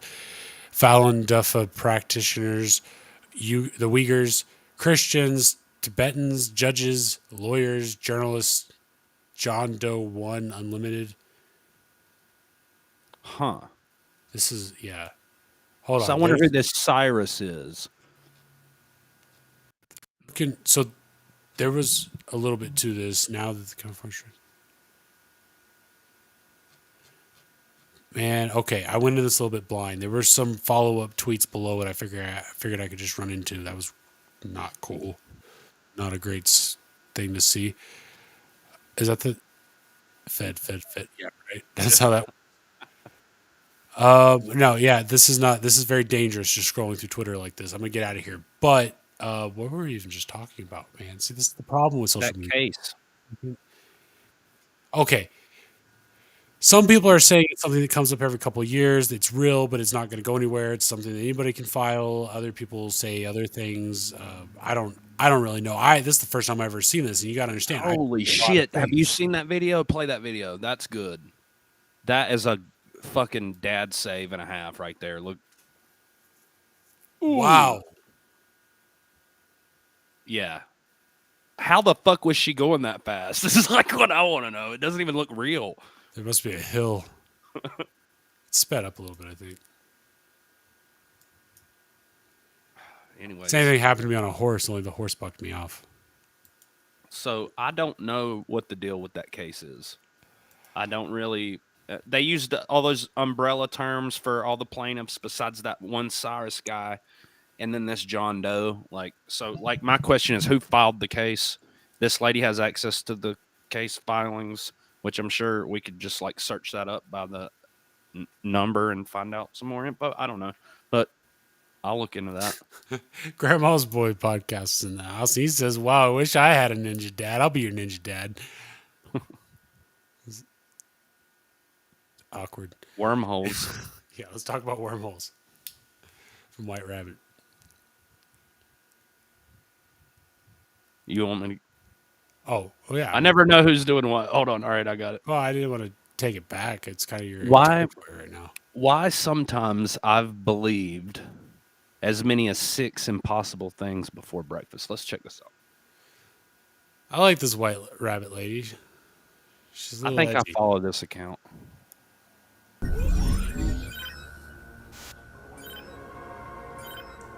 The Defense Intelligence Reference Documents, warp drive, dark energy, and the manipulation of extra dimensions. Literally, what they're describing here is creating wormholes that will get you to these destinations 100 times. What the fuck?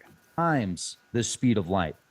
So how about going to Mars in about 3 minutes? And what is it? 3 minutes and 13 seconds. If one is Mars, anyways? Entertained, then Well, I saw something today, ironically, apparently, it's in, I pulled it up on Google Maps and got a picture of the little Mars rover, and then they put the red filter on it. That shit looks just like what I've seen. Notion of interstellar exploration. I've seen that. I've seen shows. You know what I'm talking about? Uh-huh. Ninja Daddy knows.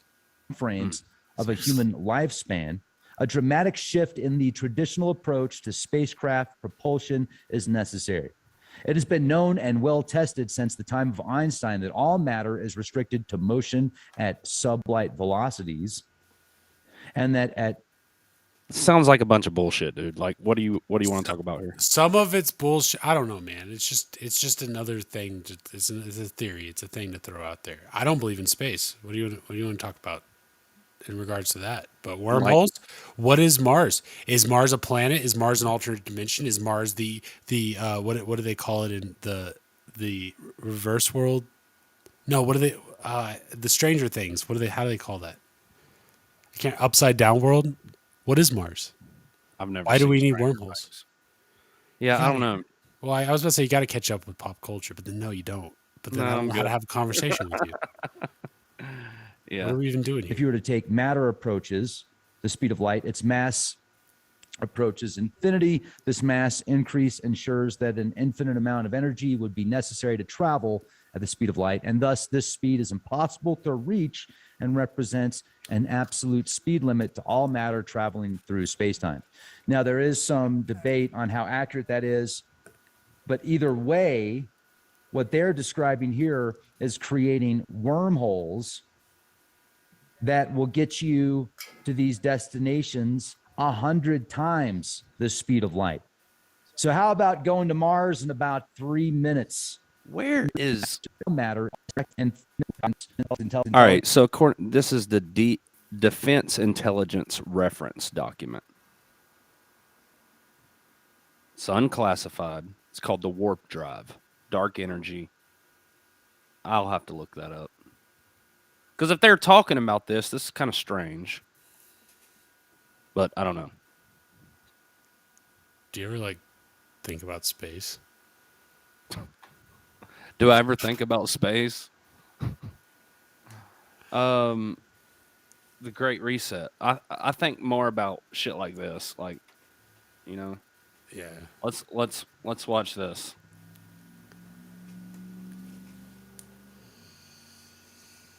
And there we go. Like Prime Minister Trudeau, half of this government are actually young noble leaders of the world who come from. We penetrate the cabinets. That's him talking. The change is not just happening. The change can be shaped by us. We have to prepare for a more angry world. How to prepare? Takes the necessary action to create the fairer world. Societal menopause. I see the need for a great reset. The people assume we are just going back to the good old world which we had, and everything will be normal again. This is, let's say, fiction. It will not happen. There is only one way this pandemic is going to go. It's going to get worse and worse and worse. The next crisis is already waiting for us around the corner, and it is the climate crisis. The young generation, which is what they're talking about now. Like there's a war being waged against the meteorologist. All these UFO sightings and bullshit. I don't know. Yeah, and then what's real? So I saw a video on Facebook the other day that was going. It was like B-roll of floating through hangars with all of those pill-shaped objects, and it did not look fake. I didn't see any kind of clipping, any kind of 3D modeling, anything that would make me think it was fake. So I'm like, and at this point I'm like, okay, those exist somewhere, and I see that footage, and I go, okay, they exist there, wherever that is, at a reported U.S. hangar somewhere. Mm-hmm. So it's okay. Those things exist, but they're not UFOs. So where's the line of and then what Project Bluebeam? How are they using holograms? Because we know those exist. That video of that well in the gymnasium looked real. So if they can do that in a gymnasium, I guarantee you they can do it up in the sky with all the shit they've been spraying up there. I have a question. Like for everyone in the chat, everyone's kind of like equally scattered around the country and maybe even the world. Like, is there a drought happening in your area? And if so, how long has the drought been going on? Is it a severe drought? Is it just like y'all need some rain? Or is it raining? I'm just curious. Weather reports. Let's go. Airzak says no. No drought. No drought. That's in North Dakota, right?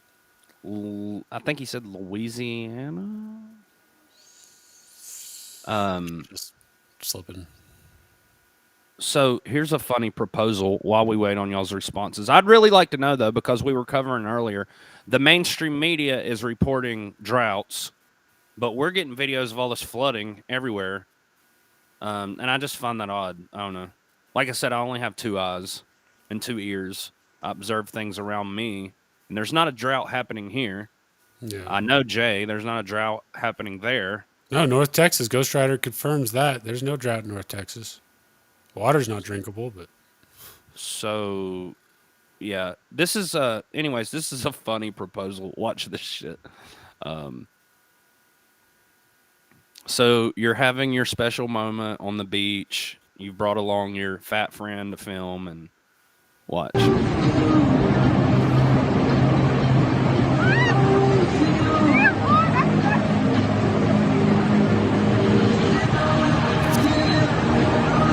Oh, that's not even the worst of it. Just watch. And I hate how she's just laughing like it's you ruined the whole moment, lady. Get your big ass up off the fucking ground. Once in a lifetime. It's a 3 times in a lifetime opportunity right here. It's like you had one fucking job.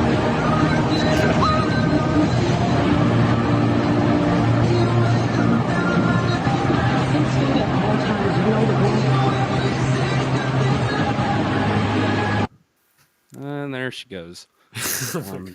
Anyways, it's that momentum. I don't know. Yeah, well, it's the same, right? It's hard to balance. But it's like once she got to moving forward, there was no stopping that. I don't know. Her legs couldn't keep up with her upper body. Fuck. Anyways, where are we at? Oh, this is crazy. Yeah, so like something like 60% of marriages end in divorce. Don't be this guy, because this is just fucking dumb. Like, he's lucky to be alive. This says man hangs on to ex-wife's car as she drives along a highway during rainy weather. Look at this shit. And she's going fast. She's on the highway. She's going fast as fuck, dude. Watch. Dude, he's in his underwear. She's on the highway. What are you doing? Yeah, he's regretting it at this point. He's like, I would like to know if I could. No, you can see it in his face, ladies. Stop a little. Go down to 20. Let him roll.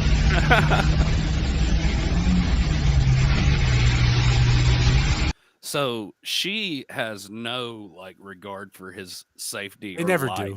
At this point, no, but like she don't give a fuck if he goes off the side. Like she's beyond that. She does not give This a is fuck. a Look at metaphor this. for every relationship.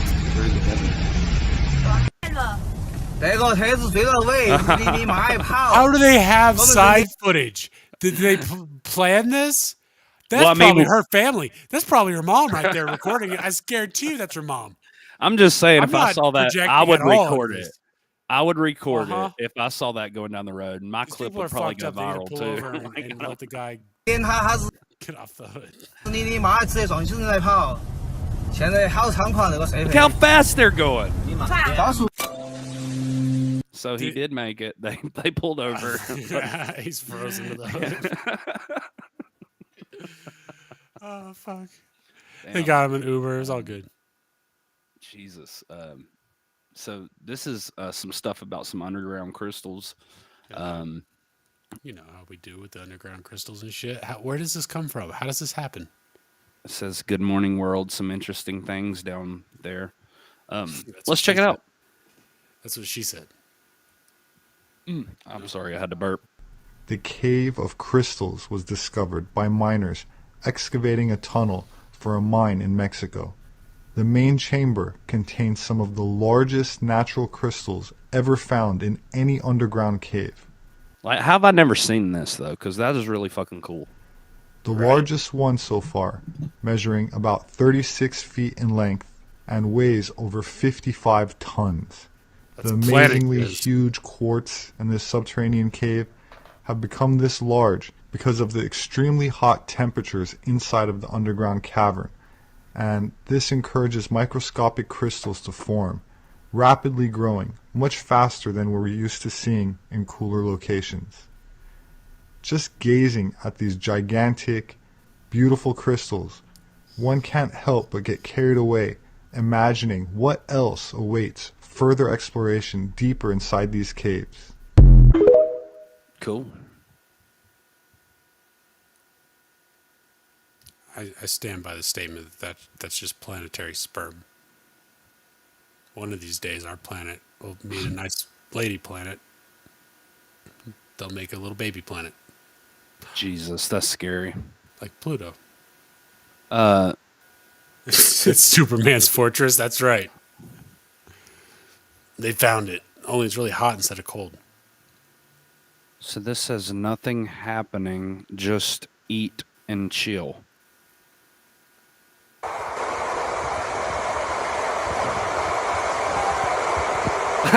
What the fuck? Right. I would just like to point out another documented case of a non-existent drought. Yeah, seriously. That food looks so good. And also, can you imagine the water rushing across your ankles while you're eating? Dead dogs, dead Don't bodies do that. and shit. I mean, what? Okay, it's like a foot high. At It's a best, you're flood, getting man. some gerbils, maybe a rat. I don't know.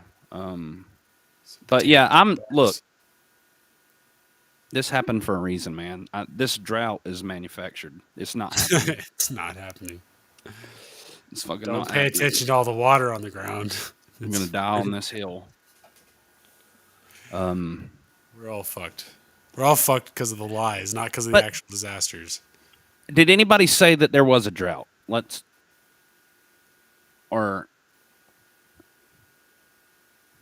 They say there's a drought, but explain the flooding. Exactly. I feel like it hasn't stopped raining in 3 weeks. I'm about to buy a boat. See what I mean? Where are you at, Grandma's boy? Where are you? Because pretty typical Ohio, weather for right? Arizona. Surprised it hasn't got hot already.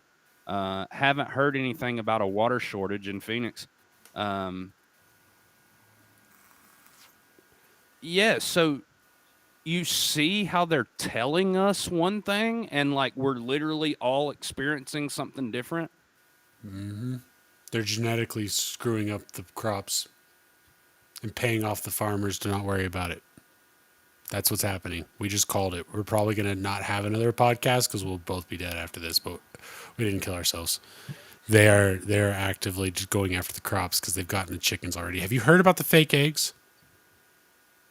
Are you asking me that, dude? We covered it. Well, no, but was that on here that we played that video about the fake eggs? I'm sure. They boiled 3 different types of eggs from Walmart and a couple of other brands that you know of, and then they were all rubbery and fake and had plastic in them. No, but I learned a new trick with eggs. What? If you take the egg, you know how like one end is kind of narrow and the other is, the other end is fatter?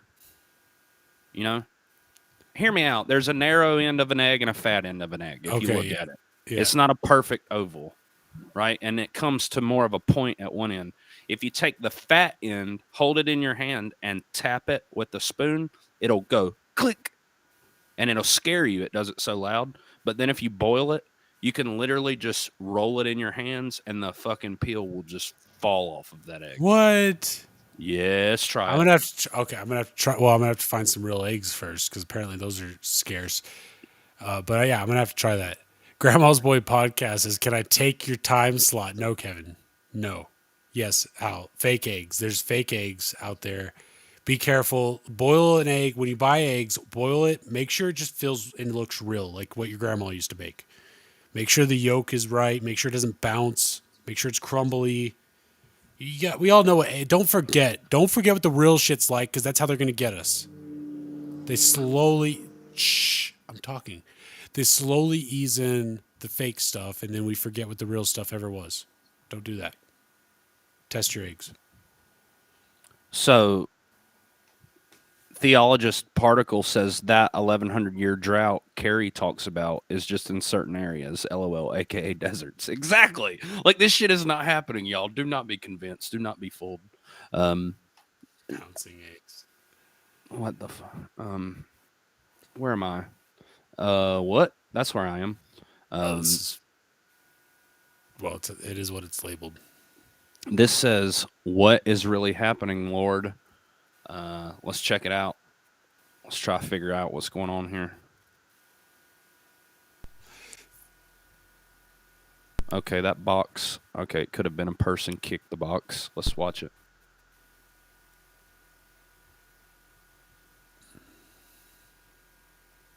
Lights go out. Oh, shit. Gun comes out of nowhere. Shotgun too? Or no? No, that's an AK. This guy's so scrawny, he looks like a teenager.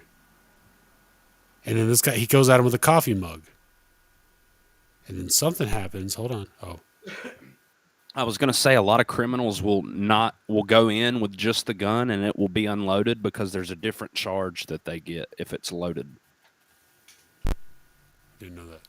What happened there though? All that dust kicking up, some kind of explosion or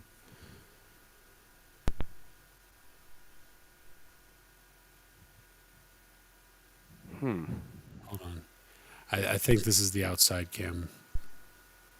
If they show the guy beat him to death with a coffee mug. Oh shit, that's the box. Yeah. I wonder what's the whole... I bet you he said there's a bomb in the box or something. Because what's the point of the box? I mean, like, it's a really good distraction. I mean... you just throw a box into the room and then you're like, I got a gun. Yeah, people are going to be like, wait, what? Here's my wallet. Leave, please. This is all very weird. What a strange thing to do. I don't know. Maybe there were kittens in the box. I feel like there were kittens in the box. All right, here we go. So they leave. Okay, so the guy with the gun goes this way. That's the owner or the shop guy. Oh, he comes back. He comes back. So he had a pistol. But no, he had a freaking AK before. Now he's got a pistol. Yep. Or is it a different guy? No, that's the AK. He's holding the AK. See, you can tell right here if I can get to the right frame. I mean, maybe. No, I mean, you see What? it? It's literally like as long as his leg. Okay, but all right, but it's like he's just shooting it like a pistol. A lot of training, I guess. I think he hit him in the leg. It looked like he was limping. Maybe not. He just twisted it. He never ran that fast before. Oh, this guy. What's his deal? Oh, shit. He's bleeding. Yeah. Yeah, he's been shot. Should have stayed away from the gate. This is intense.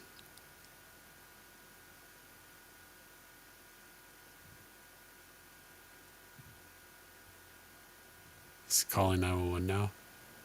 Did we give him that cell phone?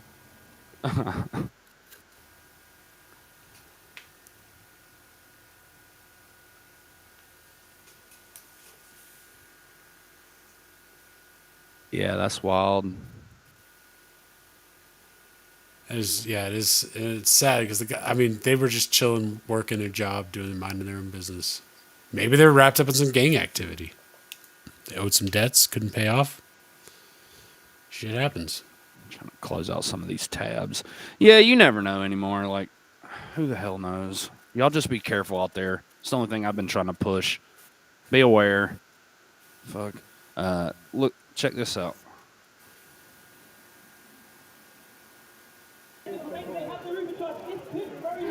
Oh! The sound effect got me. He goes dead fish. Damn. All right. That's what happens when you know, like, you go in and then as soon as you think you're gonna fail, you just go dead fish. You just face to the fucking ramp. At least put your elbows out. Catch yourself. All right. What is this? What's this here about Kobe? Kobe? Job's not finished. Who's Kobe Bryant. Oh, I don't know, man. Is a guy saying, I don't know. I like what he was saying. Is this Kobe Bryant? Duh. Helicopter Big guy? smile out of you. You're up 2-0. I like the NBA guy. Is he now known as the helicopter guy? I don't know. Dude, like, I care about baseball. I know what What's I did the there. story? Are you not happy, or you're only half happy, or? Still to be happy about. You're up 2-0. Job's not finished. Job finished? No, I don't think so. Okay. Still waiting for a big smile out of you. You're up 2-0. What's Job's not finished. Tell him, Kobe. We don't celebrate till the job's done with our baseball tournaments. Touchdown. Anyways, this is your neck of the woods here. Damn, already? Hey, you do the pub on Rumble tonight?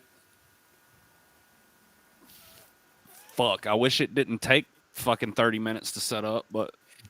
It doesn't. It only takes 5 now. All right, yeah, but I'm not doing no in-depth description or none of that nonsense. Like, it's that hard with the chat GPT and all that. All right, fine, whatever. But you know what? Hey, the pub on Rumble, first time ever. I'll tell you something. What? It's kind of dumb, but I feel like that the prompt that I input is just as long as the description. That's not dumb. That's true. That's accurate. That's why AI is a long way away from doing what they think it's going to do. Fucking A. All right. You have to be really good at explaining yourself. I'm like, damn, with all the work and effort that I put into this, like I could have just fucking typed it myself. I don't know. Either way, do the shittiest job possible, but the pub's going to be live on Rumble. Let's go. Let's see how long this lasts. Check this out. There's a lot of criticism to be made at the USA. Can you ever imagine this happening in the United Kingdom? We may be able. Why you got to put? Why you got? All right, whatever. We may be able to put on some pageantry for a WEF king, but does it really resonate as much as this? I don't know what she's saying, but check. This is this will get you. This boy's life's about to change. Can you see by the dawn's early light what so proudly we hailed That's a Boy Scout right there, I'm telling you. at the twilight's last gleaming, whose broad stripes and bright stars through the perilous fight o'er the ramparts we watched were so gallantly streamed. Do you know how to properly retire a flag? No, I do not. You actually burn it. Oh. After you fold it. Oh, I didn't know that. So they're retiring it because it fell? Yeah. Can't let them touch the crown. That our flag was still there.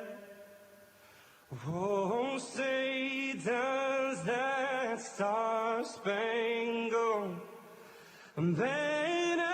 I don't understand why the guy would be mad. It wasn't the kid's fault. He was being nice. He's not mad. It doesn't look like. They just work together to fold it. Yeah, he's teaching He's him. probably teaching him, yeah. That's cool. I always kind of wondered how those were folded. Oh. That's touching.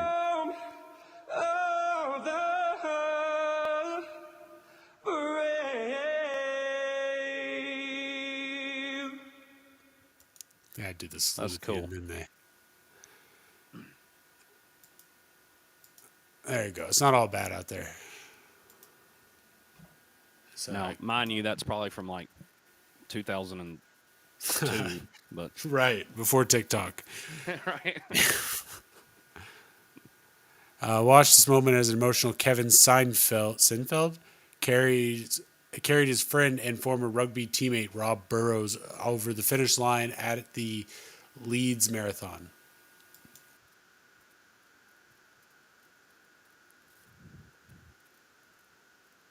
Show it. Oh, fuck, I was watching it by myself. This isn't for y'all. This is for me. You get my reaction. That's all. One of these days, I'm gonna figure this out. Oh, what? How about you start at the beginning? Oh, we did.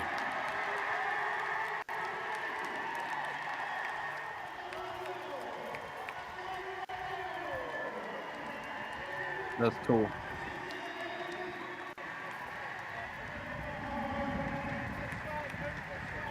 Motor neuron disease. Neuron or neuron?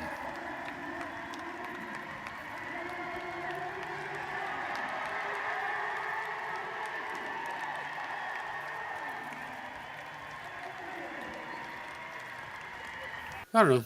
Just a nice thing to do. Bit of a publicity stunt, but apparently he's raised millions of dollars for the condition. Which is cool. Yeah.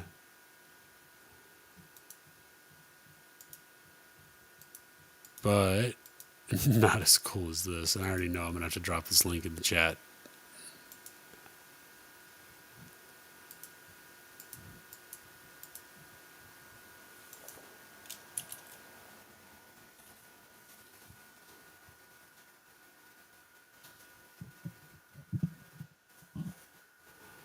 Oh man, sorry, I got distracted.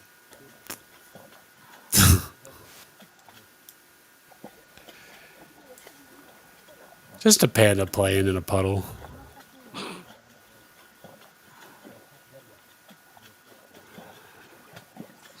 I feel like I want to play with it, but I know it would rip my face off.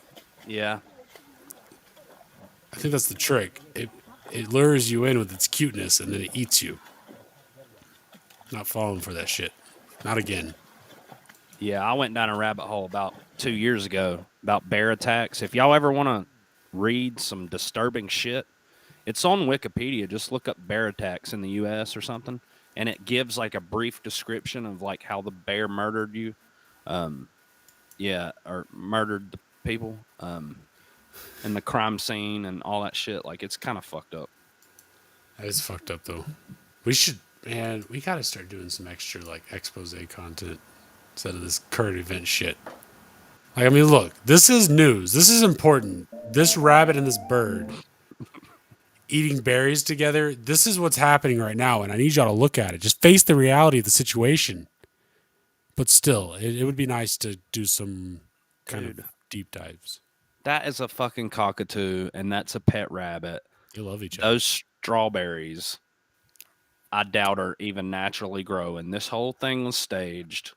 I could totally make this video. Dude, I think what happened was this guy went on a hike, right? And he just happened to find the best friends enjoying some wild strawberries together. Why do you got to make it complicated? That's not a wild rabbit, and that's not a wild bird. In that region, you don't know. Maybe they escaped from the pet store. And maybe this is an upcoming Disney flick. That's a fucking desert. I know strawberries don't grow there. Dude, I'm serious. Like, totally staged. Come on. You just ruin everything. You're the skeptic in this fucking, Not when podcast. It comes to cute shit. I'll buy anything that's cute. I need my heart needs to heal. I've been through a lot. The cute shit gets a pass, I guess. Exactly. Like this. You get to debunk this too. Maybe these otters were otter trafficked. Is that what you're trying to say? Not her kids? All right, that's cute. Kisses them all good night.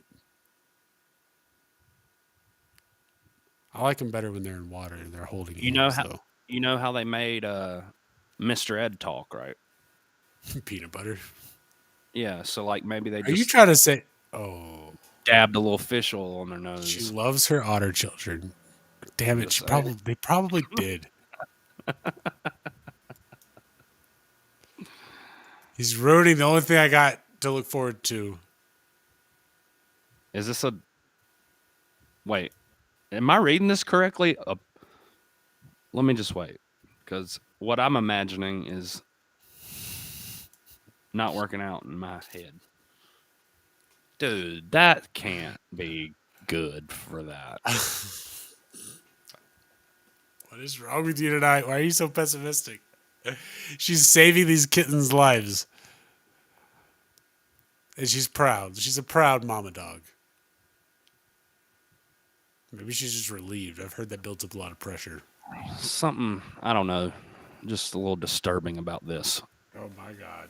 But no, I'm glad she's helping, but it's like not the right species.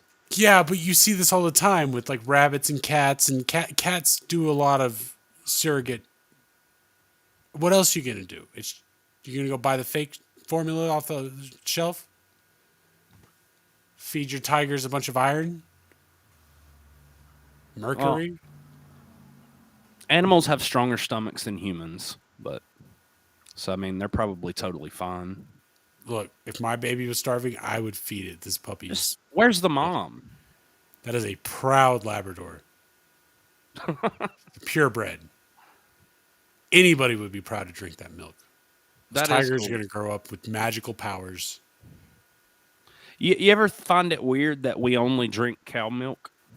I have thought about this. Some people drink goat milk, but yeah, I've thought about this. I think it's, well, I mean, they have udders. It kind of feels like it was meant to be with the udders. So the only other animal that is like, I think it all comes down to how much it can produce. Like, so that is the animal that can produce the most amount of milk. And there's even, it's broken down into breeds. So this is a dairy cow. They all produce the same milk, but this can produce more of it and you can pump it all day long. So, like, I've never heard of anybody drinking pig milk. You know what I mean? True. They, yeah. That's not even... No. They say that they're the most like humans when it comes to anatomy. Yeah, but like at the same time, I wouldn't want to drink another human's milk. If I was at the store and I saw some like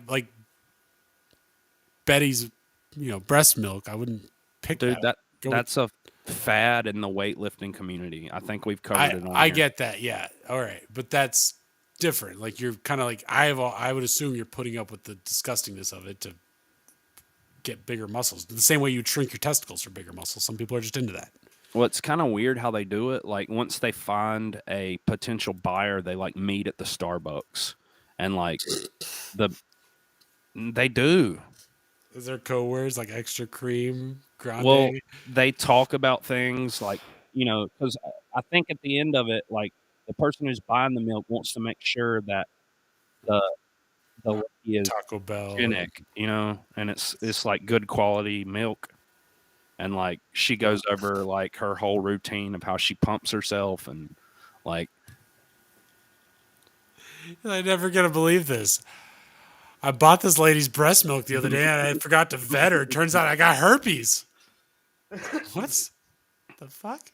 And then like nothing about that is right. Like as the milk or whatever you would call yourself. There's also individuals out there that are just freaks and like want to gargle your breast milk while they masturbate. Right. So are you going to be one of those like kinks that just sells it to whoever, or There's got to be someone in between because it's just not normal to be telling chicks. At some point, it's got to turn into a thing, right? You think the depravity of it all? I kind of want to. Jay, if I find out that you're buying breast milk, we're no longer friends. If I do it for content, is that I'm gonna get ChatGPT to write up an ad. Ugh. I don't know, man. Anybody out there ever drank breast milk? Because I know, like with relationships, if I've heard. I think my parents have mentioned like when they. This is weird, but like my dad was squirted one time intentionally by my mom. My stepmom used to do that to us. It was so. Wait, to y'all? That's weird. That's different. Yeah. You got the children involved. Yeah, she would babysit. She was our stepmom. She basically babysit us quite a bit when we were hanging out at my dad's house. And so, Jay, I think you may be. Oh, dude, I can tell you some stories. Don't get me wrong. You should probably be careful. This sounds criminal. Like I said, I could tell you some stories, but no, yeah, she used to spray us. But real quick, the thing that it reminds me of always is the cow milk. Raw cow milk has like blood and shit in it. That's gross. You gotta pasteurize it. I might even give human milk a try if it was pasteurized, but I'm not drinking anybody's bloody like tissue milk. That's gross. Cow or otherwise. Hal said, I thought you were going to say something completely different, Drifter. Like what? Grandma's boy said accidentally after my daughter was born. Okay, so how did it taste? Does it compare to regular milk? I think is what I'm getting at. That's the only thing I want to know here. Oh, you didn't want a trauma story. You were just trying to figure out. I just want to know what breast milk tastes like from a human. It's got to taste like powdered milk or something, right? Or just milk. I'm Water? waiting. So we had a strip. It's sweet. Huh. Like how sweet? Creamer sweet? Are you talking about Coffee Mate? Yeah, is it like French vanilla? Yeah, I don't think raw milk is filtered. What is the difference? I'm lost on the whole subject, but I saw some tissue in some milk one time and it changed me as a person. I drank almond milk for almost 4 years. What? No, don't leave me hanging like that, Hal. Just say it. You don't know what to say. I'm glad you didn't. Well, now I wish I would have. What was the reference? I lost context. Yeah. I mean, what could be worse than what I just said? I had a boner, so I wasn't worried about the difference. So you can't really taste things with a boner. It's verified. It has colostrum in it. Okay. Look, raw milk. If you want to churn butter, you need raw milk. The problem is you have to find a dairy farm that will sell this to you, because none of them will do that because they don't want the liability associated with it. How the fuck did we get here? I don't know, but I want to keep going. I'm also going to play this moose chasing this jogger because it's hilarious. But like, Jay loves nut milk. That's not far from the truth because almond milk's pretty good.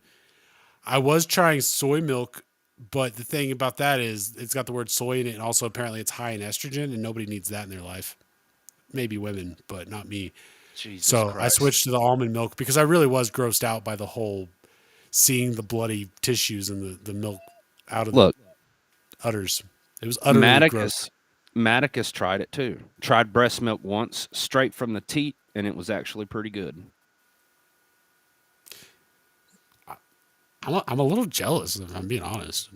I'm not little breast milk. But no, I knew it was a thing that people were doing out there. So like, if the weightlifters are saying that it's a better source of milk than any other thing, should we regulate it? I don't know. Look, that's a transaction between two adults. I don't give a shit. Yeah, that's okay. Between two, but then what are we talking about? Like websites? Are we talking about back page Craigslist type things where you're buying breast milk off people? How does that work? Like seriously, never mind. No, but like, is it like, how would you do something like this? Is it Facebook Marketplace or is it something black market? Jay, I'm sure you could like look buying up. a kidney. I'm sure there's a code word or something or a phrase that you have to use in the right order to get these. Dude, you can buy people's foot shavings on eBay. Never mind. I was sitting there thinking, I was like, what are other things that a person could produce off of their body that somebody else could purchase legally? But you can buy people's fingernails and foot shavings and all types of things. Hair, ghosts, apparently, in jars. eBay is a fucked up place, so never mind. I get it. It's all gravy, or it's all breast milk. Anyways, that's all I got. Are we done? No, got one more. Oh, then we're done. Trying to bail out on me, like you don't like this. Now he's hurt my feelings. You would never be sad. You understand God, you would never be sad. You would never cry. Because you understand God, you would never be sad. One more time. You understand God, you would never be sad. You would never cry because you want something. I always see opportunities as it's gonna come because He's the one driving. You that man up there, don't joke with him. Bless. Don't joke with that man up there. He's doing miracles out in St. John's Parish or whatever. We proved that tonight. He's multiplying crackers. He's like a fucking Keebler elf out there. God damn it. Yeah, so congratulations, Jay. Now our chat's discussing their fluids that they're selling on various sites. I'm glad that we're all opening up with each other. Nice plug. Drop the link, man. Is this a bad time to drop the colon cleanse? Different fluids.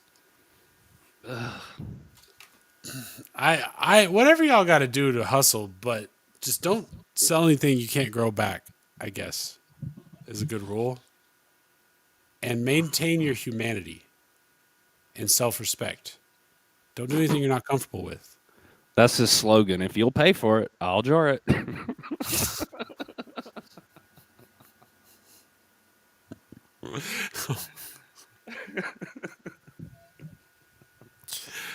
Oh man, seriously though, send me your eBay link. Farts in a jar. I've actually heard that happens. That happens. That's a thing. Go to eBay. Ghost in a jar. What's the difference? You know what you do? Ugh. You sell ghosts in the jar, but you fart in the jar. All right, we gotta go. They're talking about ass sweat now. Like, I was talking about parallel economies. I think we're onto a vein of getting there with this. Everybody, quick, shave your feet and fart in a jar. This is This would be we are. how we do this. Yeah, as a society. We're fucked. No, we're good. Life's what you make it, so let's make it rock. Quoting a Disney movie. All right. Well, we're all in this together. I'm pray for all y'all. Foot Parmesan, they say. Do you have any words of wisdom for the audience, Joe?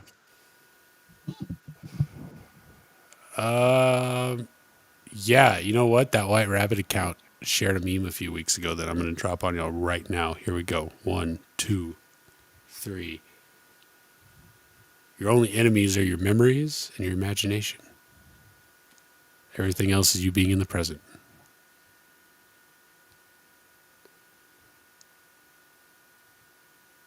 Wait, you're only... Say that one more time. Your only enemies are your memories and your imagination.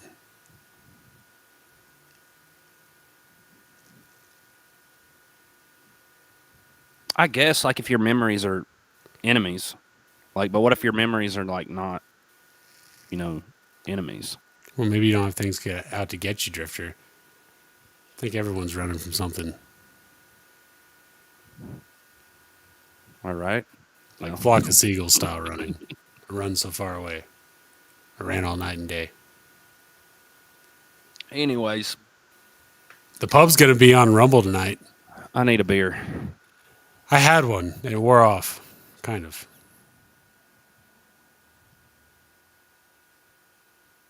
What do we do here? Oh, hold on. Here's what we're going to do. I know how we're going to do this.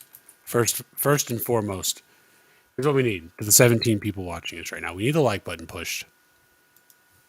Give that a touch. Give that a tickle. I've just quit asking. Like, people are jerks with the like button. Like, it takes 2 seconds to reach over there and just hit that fucking like button. Some people have to, like, pull out their phone and go to rumble.com and then search for the Erroneous Podcast and then search again because they're like, oh my God, I have to reach over here and grab my phone that's right here. Not easy. It's not like there's a button on your remote on the Roku app where you can just like, I like this. No, you got to go on a journey. I get it. Now we got 15 watching here. Follow this channel. It's the pub. Come hang out. Brand new too. Yeah, I've never went live on Rumble. Zero followers. It's essentially like a request show, and we just drink beer and talk a lot of shit. Like, equip your sense of humor and don't be lame. That's all I have to say. I'm going to be manning the Rumble chats to the best of my ability. I'm also going to be working on some websites to build, but okay. It is a request show, and if you like music and if whatnot, you come and drop some YouTube links on us. Yeah, but that beer is warranted. I've had fun. Jay, have you had fun? I did have fun tonight. Okay. I appreciate you being here. We are live every Sunday at 7 p.m. We're also live on Tuesday and Thursdays at 10 p.m. That's Central Time. I appreciate everybody joining us tonight. People on Rumble, people on Trovo, cheers to you. You're wonderful. All that good stuff. That's all I got. That's what I got. Hit the like button. Hit the follow button. We'll see you guys on Tuesday. And as always, watch behind you. I don't know. Okay, I lost the video. Here we go. Boom. Now we're out. The Erroneous Podcast.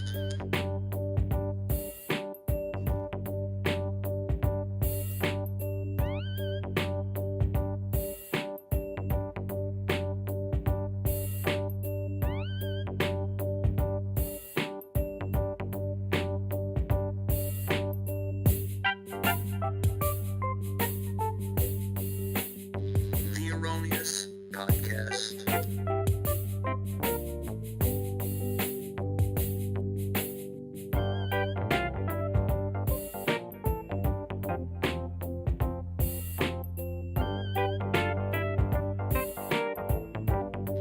The Erroneous Podcast.